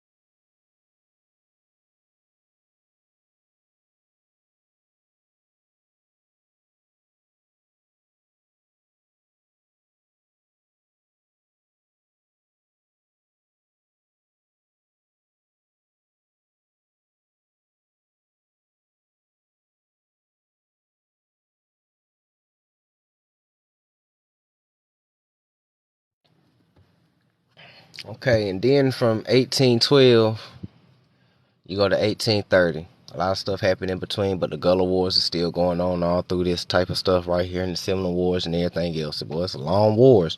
You know, around Deuteronomy and in the Bible, they always said that there would be a never-ending war. Huh. It'd be a never-ending war, and you know, since everybody's minds is transported to Africa and Middle East, and they not knowing that America's the real old world, and this is Shem and Garden of Eden and all that type of stuff. The never-ending war has been right here the whole time. See, it's been physical, but it ain't been physical in that sense, such as the Indian wars and stuff no more. It's been coverted. It's been biological. The psychological warfare been turned up because, as we just learned tonight, a whole different, deeper meaning of the word transportation and transport. They've been at this psychological warfare for ages, man. They dumbed the population down on purpose. That's the whole point of counter intelligence program. Counter the intelligence. We can't have no smart citizens walking around. How the fuck we gonna have slaves? If we had a whole world full of people who's operating at a high vibration, mentally, spiritually, intellectually, and they are self-determined, there will be no need for a government. So therefore, there's no matrix. Therefore, there's no capitalism. Therefore, there is no 1%. I mean, it all makes sense at the end of the day. But everybody's still transported in MK Ultra right now that they don't see how modern day slaves. The most modern day slavery to now is consumerism, which is another form of psychological warfare. Consumerism, consumer slaves. And as transportation stated, when you consume movies, novels, media, toxicness, and any other different forms of stuff, and you are transported into that because you're consuming it, consumerism is the new slave. Now they got you. Now we have, see, this is what I mean by, yeah, the government did what they did to us, but at the end of the day, what Kanye West said, slavery is a choice. I mean, being a modern day slave is a choice too. You know what I'm saying? You just got to know how to maneuver and work the matrix and know that you're in the game and know the game so you can win. So financial literacy is hella important too, because that's part of history. That's part of our culture. That's part of our tradition. That's part of this game. So, and our people was playing it too well. I'm talking about communities of millionaires. That whole, you guys were poor and slaves and all this other that shit was bullshit. Our folks had land, black owned banks everywhere in the South. We ran the South. The South was our land. That's the land that they took. The whole South. I'm talking about the whole South. From southeast to southwest, they snatched it. And we owned it. You know what I'm saying? Wild Indians, quote unquote, we owned it. We had all the black banks, all the black businesses, everything that you need. They still had to come to our neighborhoods and shop with us. We had Black Wall Street, so that means that we had people that was in the stocks. We had people that was on that stock market and bonds and flipping money and all that type of stuff. It's called a Wall Street for a reason, economics. Our people know economics because this is our land. We know what sells. And melanated people, you will be amazing at stocks if you just learn it because you know what sells because you are a consumer. You know what sells. You know Nike gonna sell. You wear Nike. You go in there and purchase it every day. You know everybody gonna be in line for the new J's, which is still a brand of Nike, so it still goes to the sale. You know what I'm saying? You know Apple gonna sell when they drop. You know Galaxy and Samsung gonna sell when they drop. You know all these rich folk getting all these electric cars and all this type of stuff. You know what I'm saying? You know that shit gonna sell. You know Gucci gonna sell because you know these artists who are slaves, they gonna spend all their advancement on that shit. So as a person down here on the lower level, I would invest in that and just be happy that they shopping with Gucci. Yeah, go ahead and keep promoting with Gucci, my nigga. I don't even wear that shit, but keep on promoting that shit, cause that shit work for my pockets too. You know what I'm saying? Yeah, they got you and I got your ass too. Fuck, you gotta play the game. The game is capitalism. That's always been the name of the game. Capitalism. You gotta capitalize. That's the whole thing. They got everybody believing in racism, but the whole shit's about classism. It's always been about classism and hierarchy and shit like that. That's why they work so hard to destroy the melanated community's hierarchy, which is your family. They turned the family against each other. Back then, family worked together. A lot of our family acquired all of our ancestors who, man, you go back deep enough, all of our ancestors knew each other. This is why a lot of us vibrate to each other on this level. Like, damn, bro, we talking about, because your ancestors Cherokee, anybody ancestors Cherokee on this page, congratulations. Y'all ancestors stumped with my ancestors. They knew each other. Same tribe, same village, same down south, everything. You feel me? Your family Blackfoot, congratulations. Y'all stumped with some of my ancestors too in them trenches. We all knew each other like how we all know each other now. And when you see a random black person, you get a form of familiarness. What is familiar? Latin, that means family. Family means familiar in Latin. So when you see a black person that's familiar to you, spiritually, that's your family. You know that we are our ancestors, right? Come on, peak game. This magic shit is happening every day around us. Every day. That's why we always connected. That's why we can look at each other and have a whole conversation with our eyes and we know what we talking about. And we been on this. You know what I'm saying? So they destroyed the hierarchy. The hierarchy is the family is the village is the tribe. The tribe, they split us all up. It took a tribe to raise the kids. That's why the kids was good. So they destroyed the village and took the kids, took the mind, left the body, and made them slaves mentally, more so physically. You know what I'm saying? Come on. How you think our folks acquired when they was like, man, we ain't about to get no 40 acres and a mule. Fuck it. Hey, how much money you got in the bank? Okay, you got that. How much you got in yours? Hey, check your Freedman account, bro. You good? All right, so we gonna put all our money together and we just gonna buy this shit, man. Fuck it, and we gonna turn up. Cool. How much we gonna buy? Shit, about 20 million acres of that shit. Cool with me. Cool with me. All right, shit, let's go buy. Got 20 million acres of land. That's the damn near whole down south. That's where we was at. They got mad because we was doing better than them economically. Why? Because this is our lands. We've been here, so we know how to farm. We know the we know how to farm. We know how to make this shit pop. Pretty much. We always knew this shit. Always do. You know what I'm saying? Always do. And they always came to us. They still come to us to this day. They come to the hood, man. You know who got the weed? Come on, man. I'll show you where the weed is. One time, bro. One time. Let me make one phone call real quick, man. Come on, man. They always use you. When they dropped the drugs in the hood, they ain't dropped them drugs in white neighborhood. They dropped them in the black neighborhood. And you knew that shit was gonna sell. That's why they did it. They knew that shit was gonna sell. Why? Because we can make anything out of nothing. We don't even know what it was, but we knew that shit was gonna sell. Even though it was bad and it fucked up everything. We know what sells. We do this shit. That's why they keep financial literacy away from us, because we was always financial literate. That's why literacy is important. Literate is more than just reading these books and grammar and words and etymology. Literacy deals with money as well. Tupac said it best, and Machiavelli. I'm talking about the Machiavelli, the book that he read. You can't go to war without money. So you got to get your money right before you go to war. Come on, man. Come on. Let's be for real. That's why they want you financial literate. Because when we had the finances and resources, this is how we was whooping their ass. Yeah, fist to fist. But just like how I just read to you with the alliance with Britain, we're making money, man. Hey, Britain, look, bro, we got about like 2,000 pounds, bro. We're gonna need some guns, my nigga. We're gonna need some food and shit like that. You know what I'm saying? What y'all need, man? We need protection in Canada, man. We got y'all, bro. Look, take these coins, take these shillings, and we got y'all, man. Boom. And we always had that bread. We always did it. So now, with the introduction of the Indian Removal Act, was signed into law by President Andrew Jackson on May 28th, 1830, authorizing the president to grant lands west of the Mississippi in exchange for Indian lands within existing state borders. A few tribes went peacefully. As example, Snoop Dogg, his roots is in Mississippi.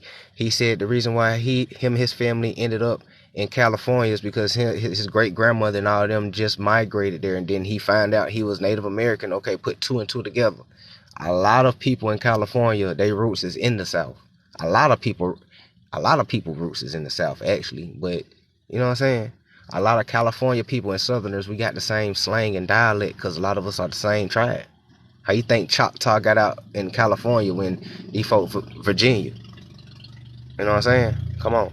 So now, with land within the existing borders, a few tribes went peacefully, but many resisted the relocation. Now, if you went peacefully, you had a better chance of keeping your identity.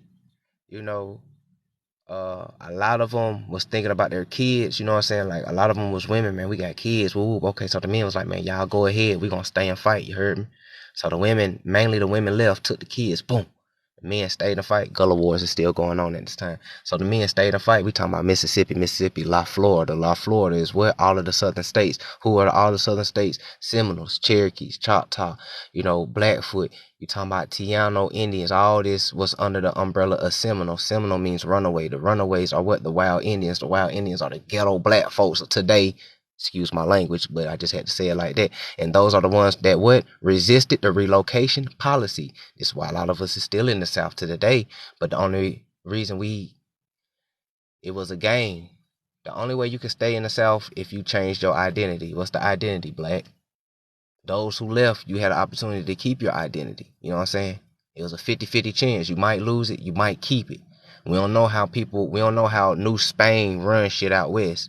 But we know over here in the British colonies, though, over here in Anglo world, oh, no, you know, you don't want to go on no reservations? Okay, we're going to strip you of everything then. And we're going to be out here stealing your land, killing you and everything, just taking your land. Y'all seen them videos, Oscarville, Georgia. That ain't too long from 1830. Do the math. You know, the Carolina massacres and stuff like that. That ain't too long from 1830s. Do the math. The ones who didn't what? Relocate, still stayed in the South. Okay, so what happened in the South? Who was getting murdered? Because we didn't want to relocate. Connect these dots. I don't know what happened in Central America, but I'm telling you about what happened in these North American plains on Turtle Island, though. Can't tell you what happened in the Plum Serpent because we ain't from there. Okay, so now, these are the same land grants that Martin Luther King was talking about and Malcolm X was, you know what I'm saying? Them folks was talking about some real big shit, man. Y'all been peak game when they woke up in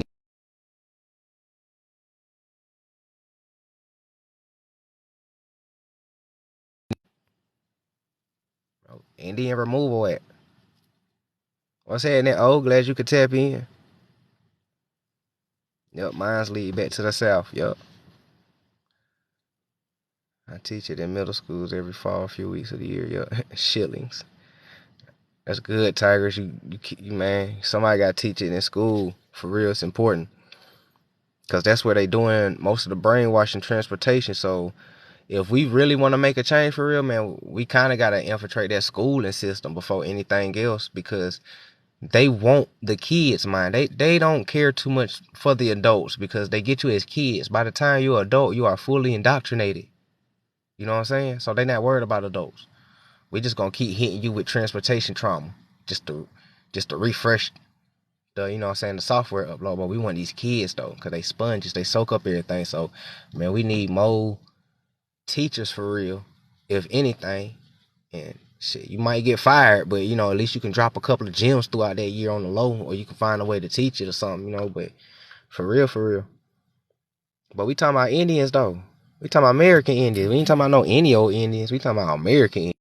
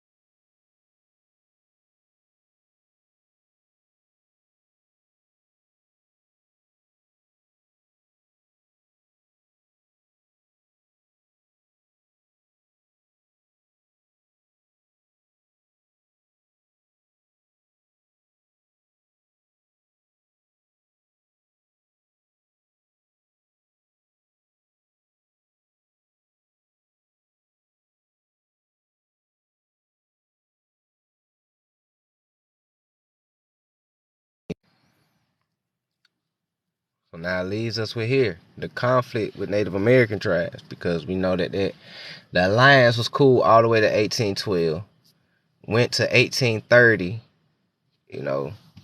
Indian Removal Act, and let's see what happened real quick. Most Native American tribes during the War of 1812 sided with the British because they wanted to safeguard their tribal lands and hoped a British victory would relieve the relenting pressures they were experiencing from the U.S. settlers. Key word is U.S. settlers. Foreign people against foreign people on your homeland, fighting for your land. And we just trying to make the best choice of how we can just keep the sacred land. Like, bro, we'll give you some fucking land. Just leave this shit alone right here. But U.S. settlers, they foreigners, immigrants, we know who those are. So now, who wanted to push further into Native American lands in southern Canada and the Great Lakes in the south? Although some tribes remained neutral and some supported the United States. I wonder which ones supported the United States. I'm pretty sure those are the ones that be calling us Wabos and shit like that, but we ain't even gonna go there today on live. But I'm just saying, like,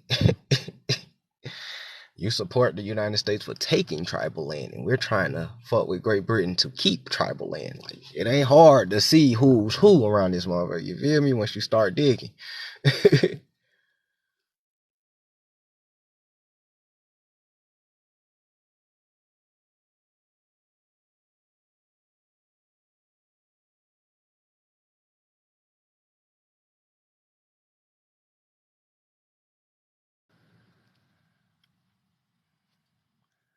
So now, Jackson forces defeated factions of the Creek Nation. We in Georgia with it. Ongoing civil war and expansion of the United States settlements in Creek territory. Jackson's national profile in forcing the Creeks to negotiate a peace treaty. Forcing the Creeks to negotiate a peace treaty. Key word is forcing. Against their will. A lot of these peace treaties was against their will. Forcing. The resulting treaty for Fort Jackson compelled the Creeks to surrender about 23 million acres. Now, let's fast forward the timeline real quick. Y'all remember when we did that Oscarville video and we said that our ancestors bought 20 million acres of southern land that they lost in Georgia, Oscarville now. Now we here in 1812, the Creeks in Georgia surrendered 23 million acres of most of southern Georgia, Oscarville, and half of present-day Alabama. Because back in that time, love Florida, Alabama and Georgia was one, such as everything else. Territories, not states at this time. So, present-day Alabama to the United States. Connect the dots, man.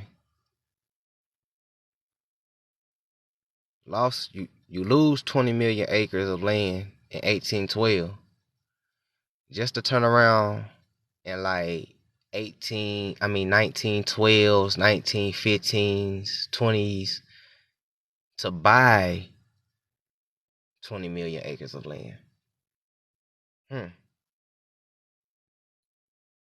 Okay. Just let that sit right there.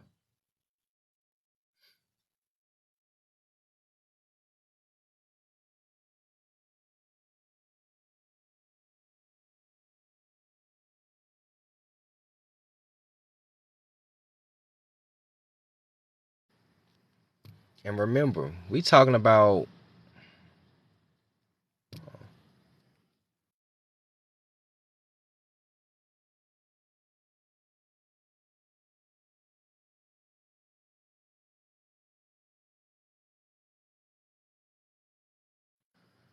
okay, remember, man. And I keep saying the dates because the dates matter too. So we talking about 1830s. So 2 years before the 1830s in 1828, the definition of American was the copper-colored tribes of America, the Aborigines. So in 1830, and the Creeks and everything Those were the copper-colored tribes of America that they said Christopher Columbus killed off, but he never landed in North America. So I'm trying to figure out who is these Indians this nigga killed off. You feel me? So, you know what I'm saying? They all died off from smallpox. I don't think so, bro. Cause yeah, like still Indians here. They're not called Indians at a certain time. The pen is mightier than the sword, and transportation is a motherfucker. Since you know about it now, right? All right. 1828, copper color races. 1830, American Indians kicking it with Britain. All right, peep game, man. Just because history tell you Great Britain was the enemy, that don't mean that that is true. It's two sides to every story. You feel me? All right, because we know that Britain was trying to get rid of convicts. So who was going against Britain at this time? Convicts. Transatlantic convicts. U.S. settlers, immigrants, foreigners. Which is now applied to descendants of the European born in America. Convicts and their offsprings are now Native Americans.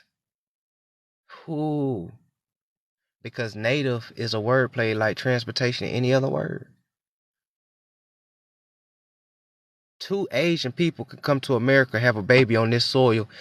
The parents would get deported, but the kid would stay because the kid technically is native of America. It's born on this soil. You see how they play with that word? See how they play with the word? And I'm gonna tell you something. Them people that call you Wabo, they play with that word too, because they know what that shit is. A lot of these people ain't stupid.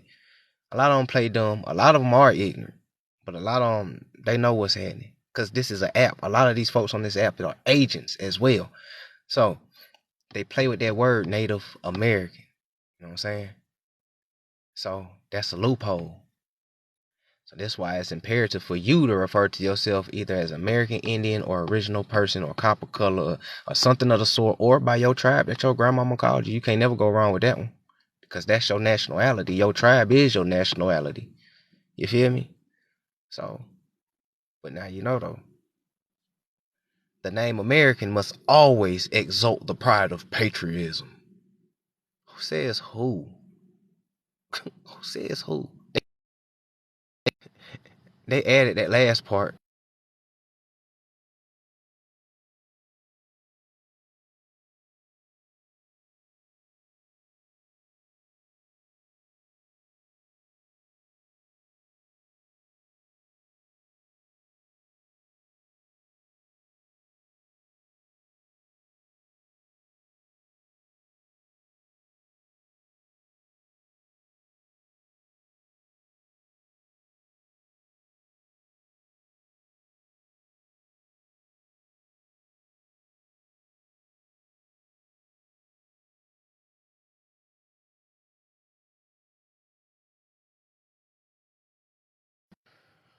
What is this?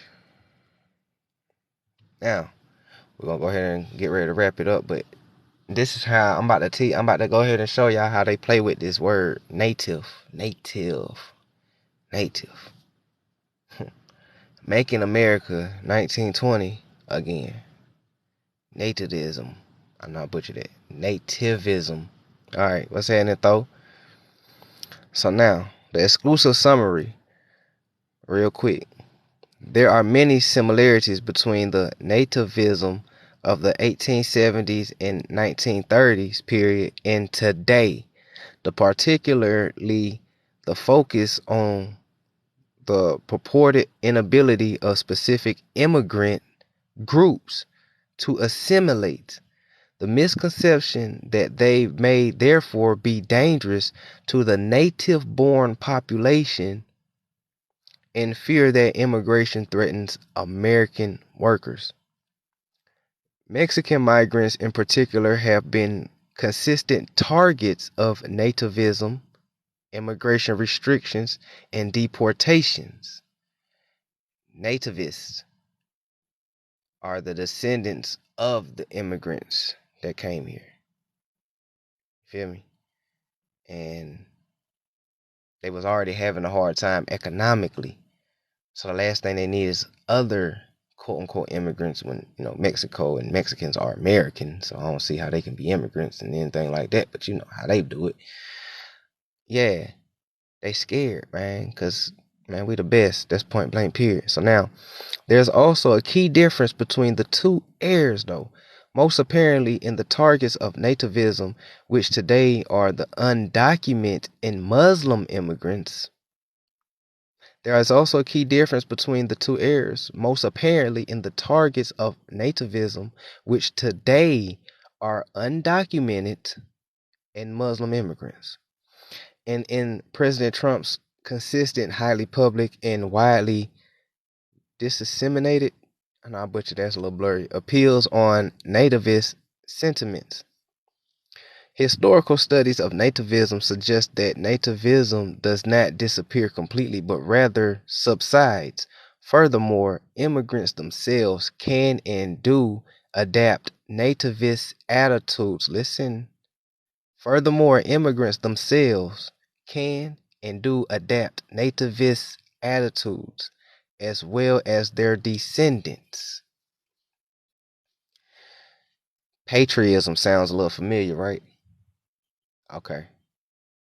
Hand to hand. 2 plus 2 is 4 every time. So now,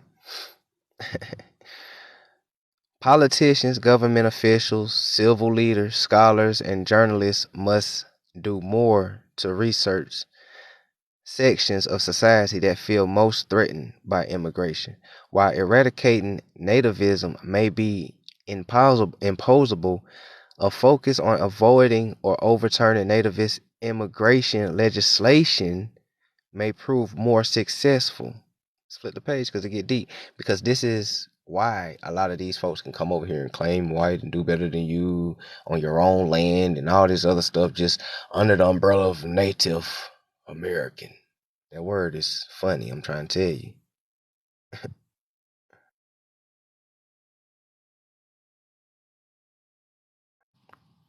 Because in this sense, to be a good Native American is to be a good white person, to be a good patriot of your country. White supremacy, imperialism. White supremacy is foreign. Listen, it's foreign. It's foreign. It's international. Okay? So now, hold on, where we at? No, I don't want to do this one. Let me flip it real quick. I don't want to do that one.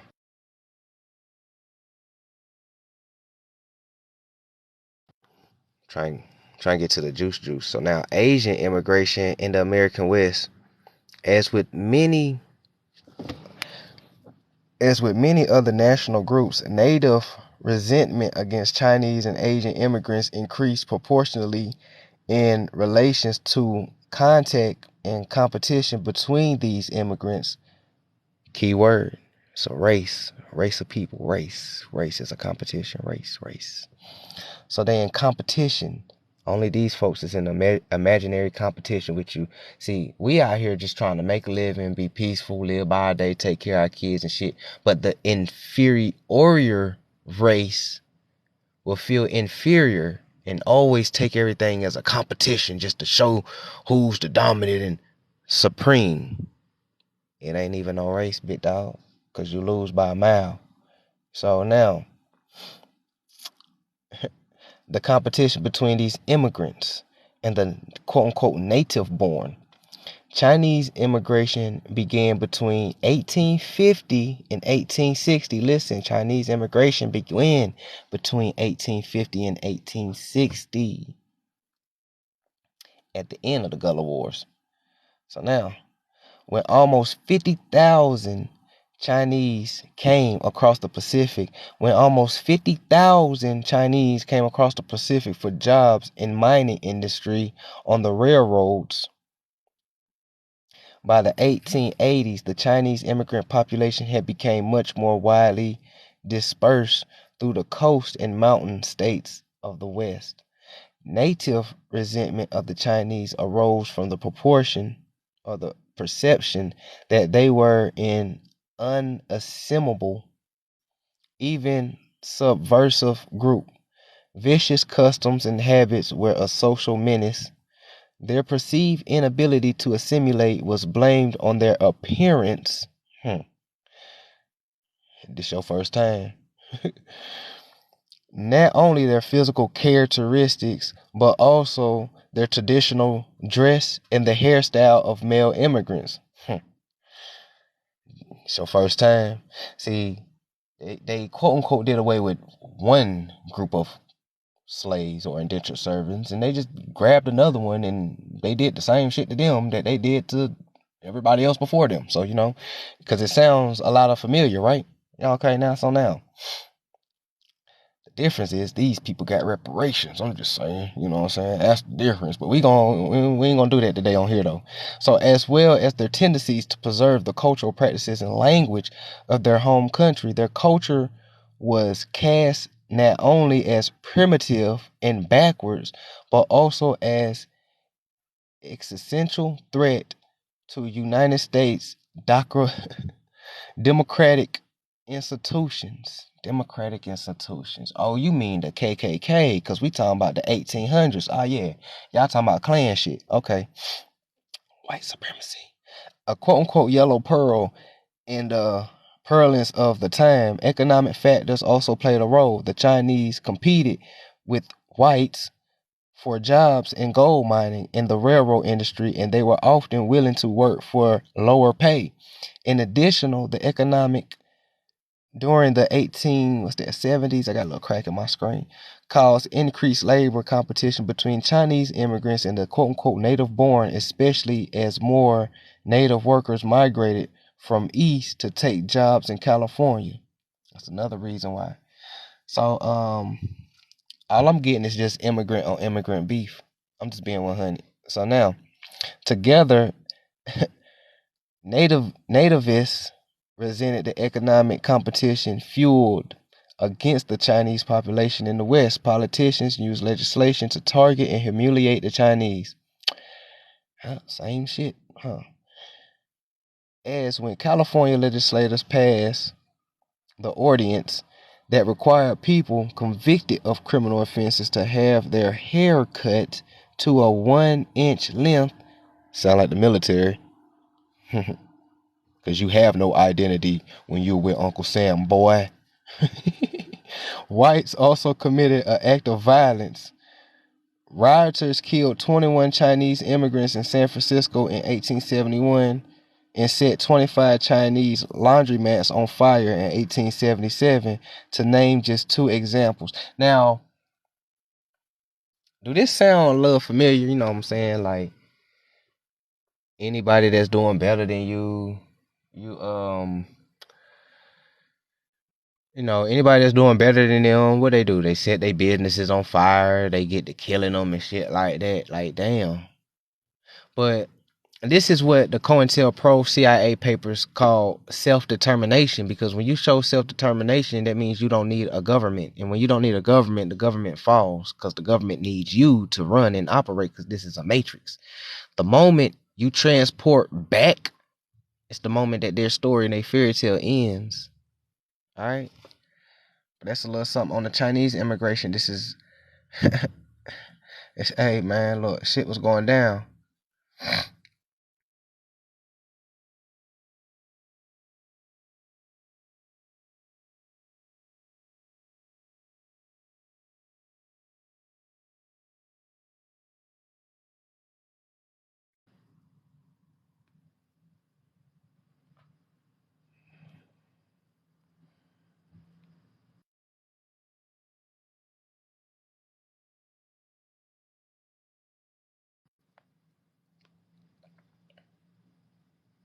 So now, immigration and the nativism in the United States, 1830 to present. The steep decline in Asian, European, and Mexican migrations after 1929 and the immigration legislation that participated it marked a watershed in the United States immigration history. And for the next 4 decades, throughout the Great Depression, the Second World War, the Cold War, the number of immigrants would decline steadily. And about 1970s, The proportionate of immigrants as a percentage of the United States population reached 4%, the lowest point since at least 1850. Once again, Mexican immigration proved an exception to this trend. As mentioned above, immigrants from the Western Hemisphere were excluded from the quota, and labor was greatly needed in the immediate post-war period.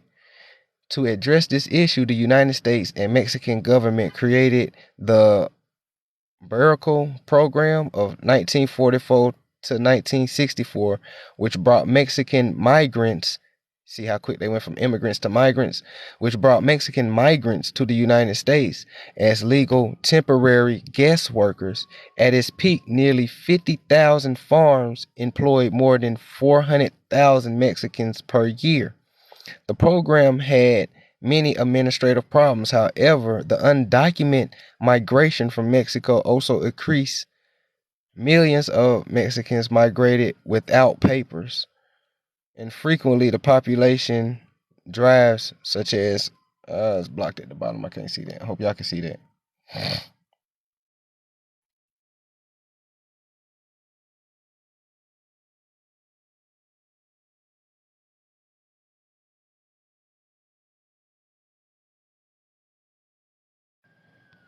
All right, here we go. We're about to get ready to wrap it up right here. So now I'm gonna go ahead and bring it around. So the Dawes Act had a horrible permanent effect on the Native Americans, quote unquote. The law legally preempted the sovereign right of Native Americans to define themselves. That's why they define you themselves over and over. The law implemented the notion of blood quantum as the sole legal criteria for defining Native Americans. So if you're Native with European blood, you're Native American. If you're Native American with quote unquote Negro blood, which is if you're full blooded copper color Indian, you're Negro, you're black, you're African American, you're quote unquote, you're all that type of shit. You know what I'm saying? Even for the mixed ones who have, a little African in them, you indigenous and African, you feel me? So you still returned as a Negro. So blood quantum. And it's crazy because they over here talking about some blood quantum, but back in the 1800s, there was no DNA or no blood test. So they solely was just looking at people's physical appearance and was like, nah, yes, no, yes, yes, no, yes, no, no, yes. His skin dark, no. His skin white, yes. His skin dark, no. His skin, no. Oh, he's in between. We're going to call him a mulatto. You know what I'm saying? That's all they was doing. So the law institutionalized divisions between full bloods and mixed bloods. The law detribalized a large segment of the Native American population. Listen, the law detribalized. Think about it. Out of all these American Indian tribes, only 5 of them are federally recognized and they're quote unquote civilized. So if you're not civilized with the 5 tribes, guess what? You're a wild Indian. And all the wild Indians ended up in ghettos and reservations. You feel me? So now, the law detribalized a large segment of the Native American population. Last but not least, the law gave the United States government the right to legally sell large tracts of Native American land. The government, the rights, there is no right because this is our land. Unless you discussed it with us and we willingly did it, you ain't have no right to do it. So, to sell large tracts of Native American land. President Franklin D. Roosevelt helped pass the United States Indian Reorganization Act in 1934. The law reversed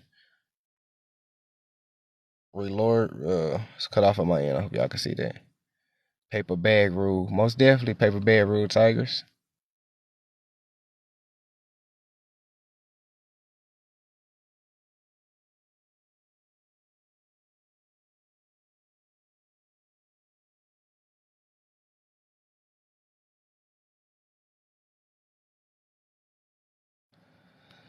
So now a nativist, real quick, a nativist is relating to or supporting the policy of protecting the interests of quote unquote native born.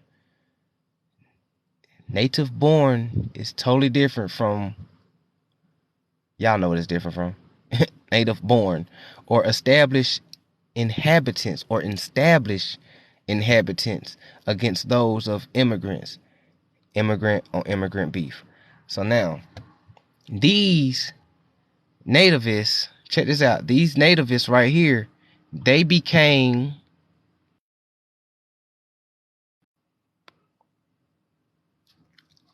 you feel me?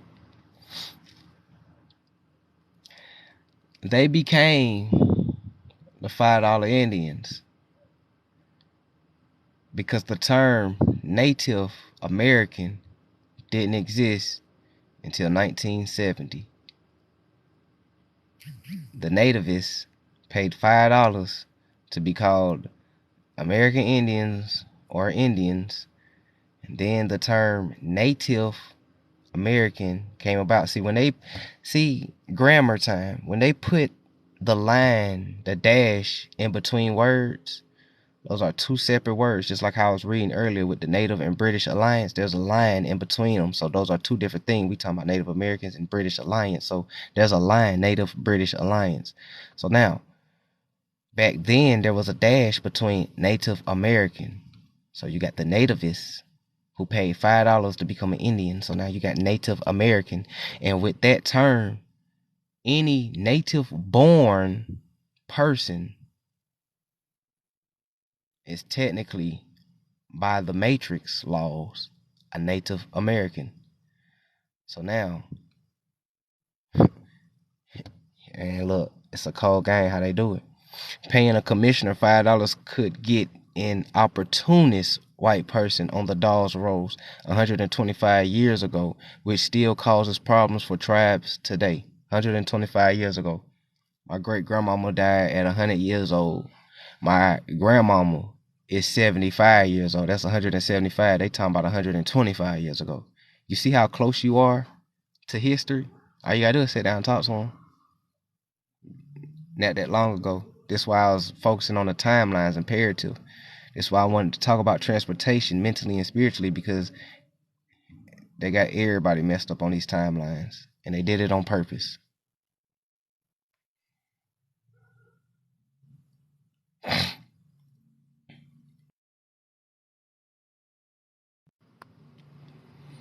And this is why Donald Trump said that they don't look like Indians to me. Of course they don't look like Indians to you, because part of his people is part of the nativists. That's why he was always on TV talking about, I don't know nothing. I don't know nothing. Because the nativists back then was called the know nothings. And they always said that to the press when they didn't want to talk about no secret plans. They always be like, I don't know nothing. And Trump said that hell of a lot in all of his shit. So look, man, it gets deep. Their descendants and offsprings is still here. You know what I'm saying? And he slipped up and said, they don't look like Indians to me. He know what real American Indians look like, because your ancestors took the land, bro. It's a family history story. It's passed down. You know, they know.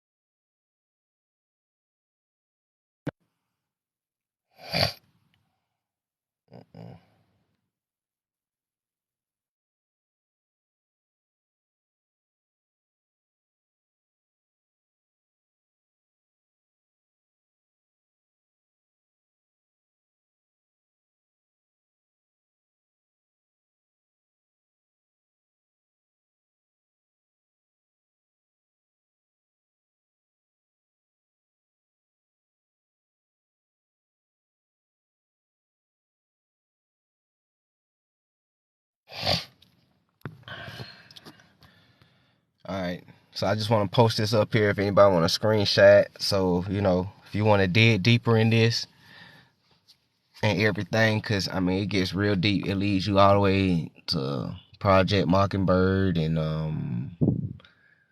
MK Ultra and all that type of stuff. So if you want to screenshot this, go ahead, because this is a key gem and everything.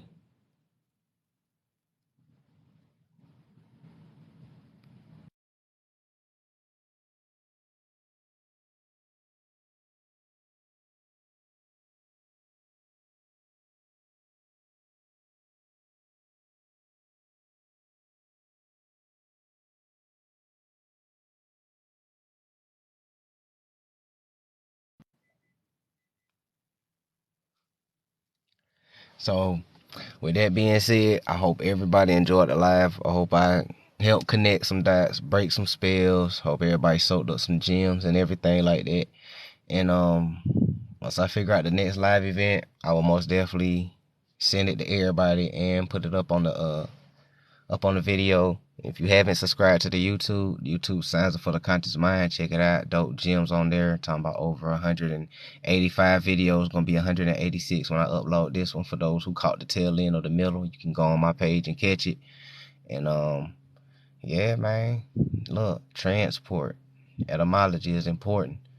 Timelines is important as well. And you gotta ask the right question. The universe will bring it to you. And see anything else. And I got some more dope videos coming for y'all. And with that being said, man, I hope everybody enjoyed it.